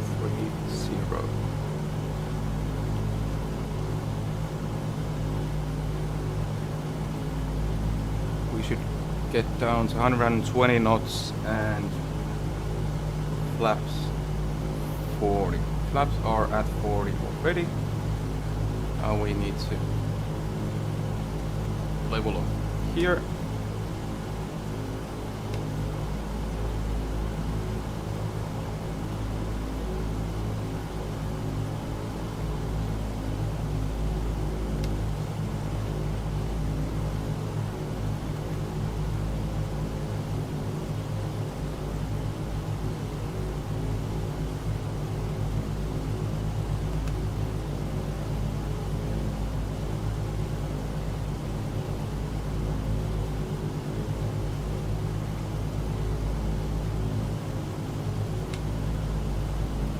Wow, you're doing well to keep up here. What, sorry? You're doing well to keep up here. Thank you, thank you. Oh, I'm thinking, what's happening? Speed.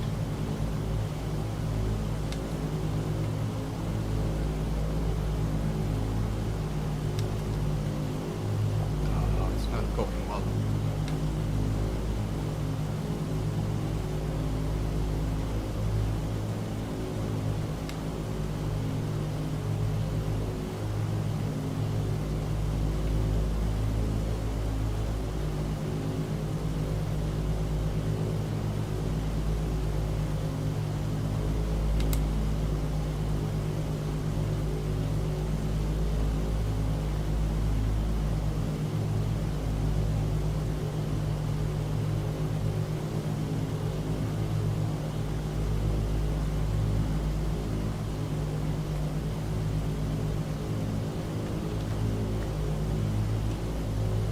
Me go with the carpet because something weird is happening. I'm not able to keep my speed at all, and we crash.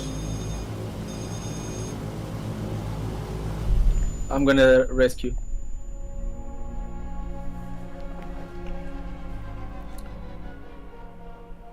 Your engines weren't all reading the same then, you know. Yeah, but I think the problem might have been that I turned off the carb heat. It was in the checklist, so I did it, but I think we might have had engine icing.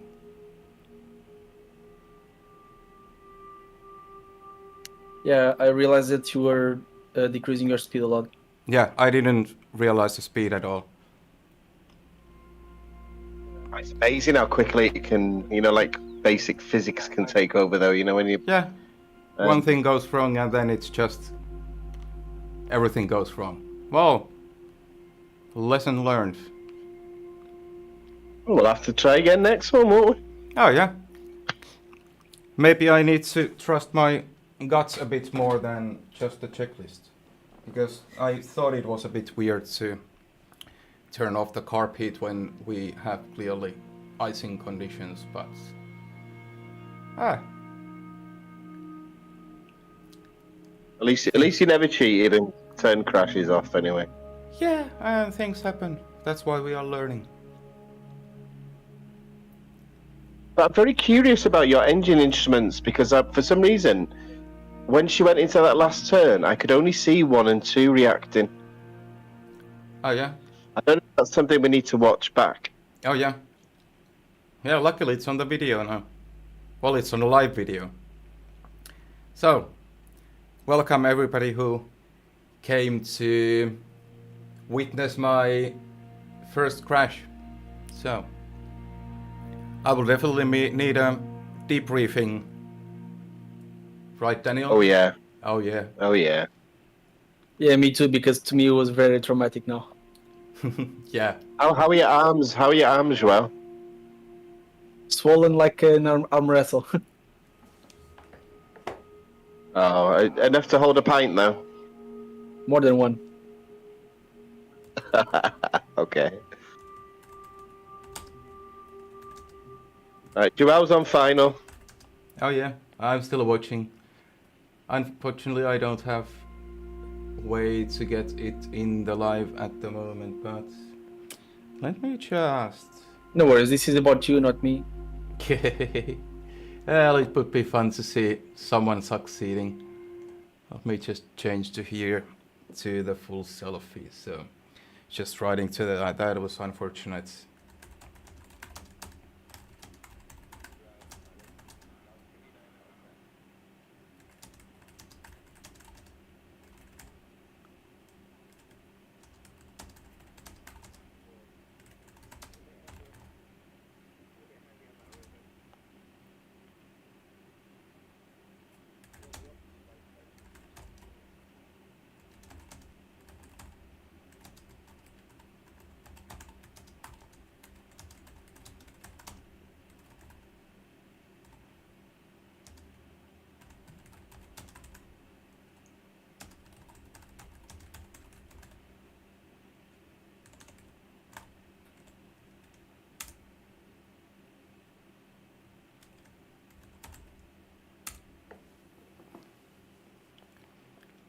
But yeah, that was nice landing from Joao. I will figure out next how to include the Discord videos also. It would be cool to have that there also. But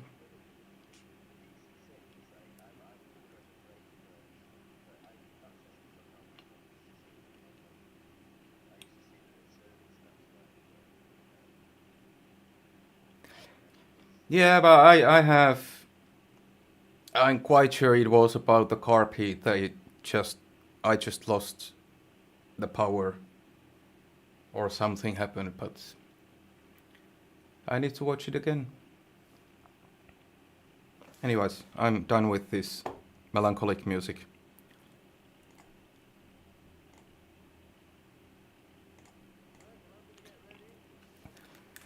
Oh yeah, we will have our debrief and yeah, I'm kind of ready already, so I'll have a quick shower and head out for our vegan, non-caffeine, non-alcoholic debriefing beverages.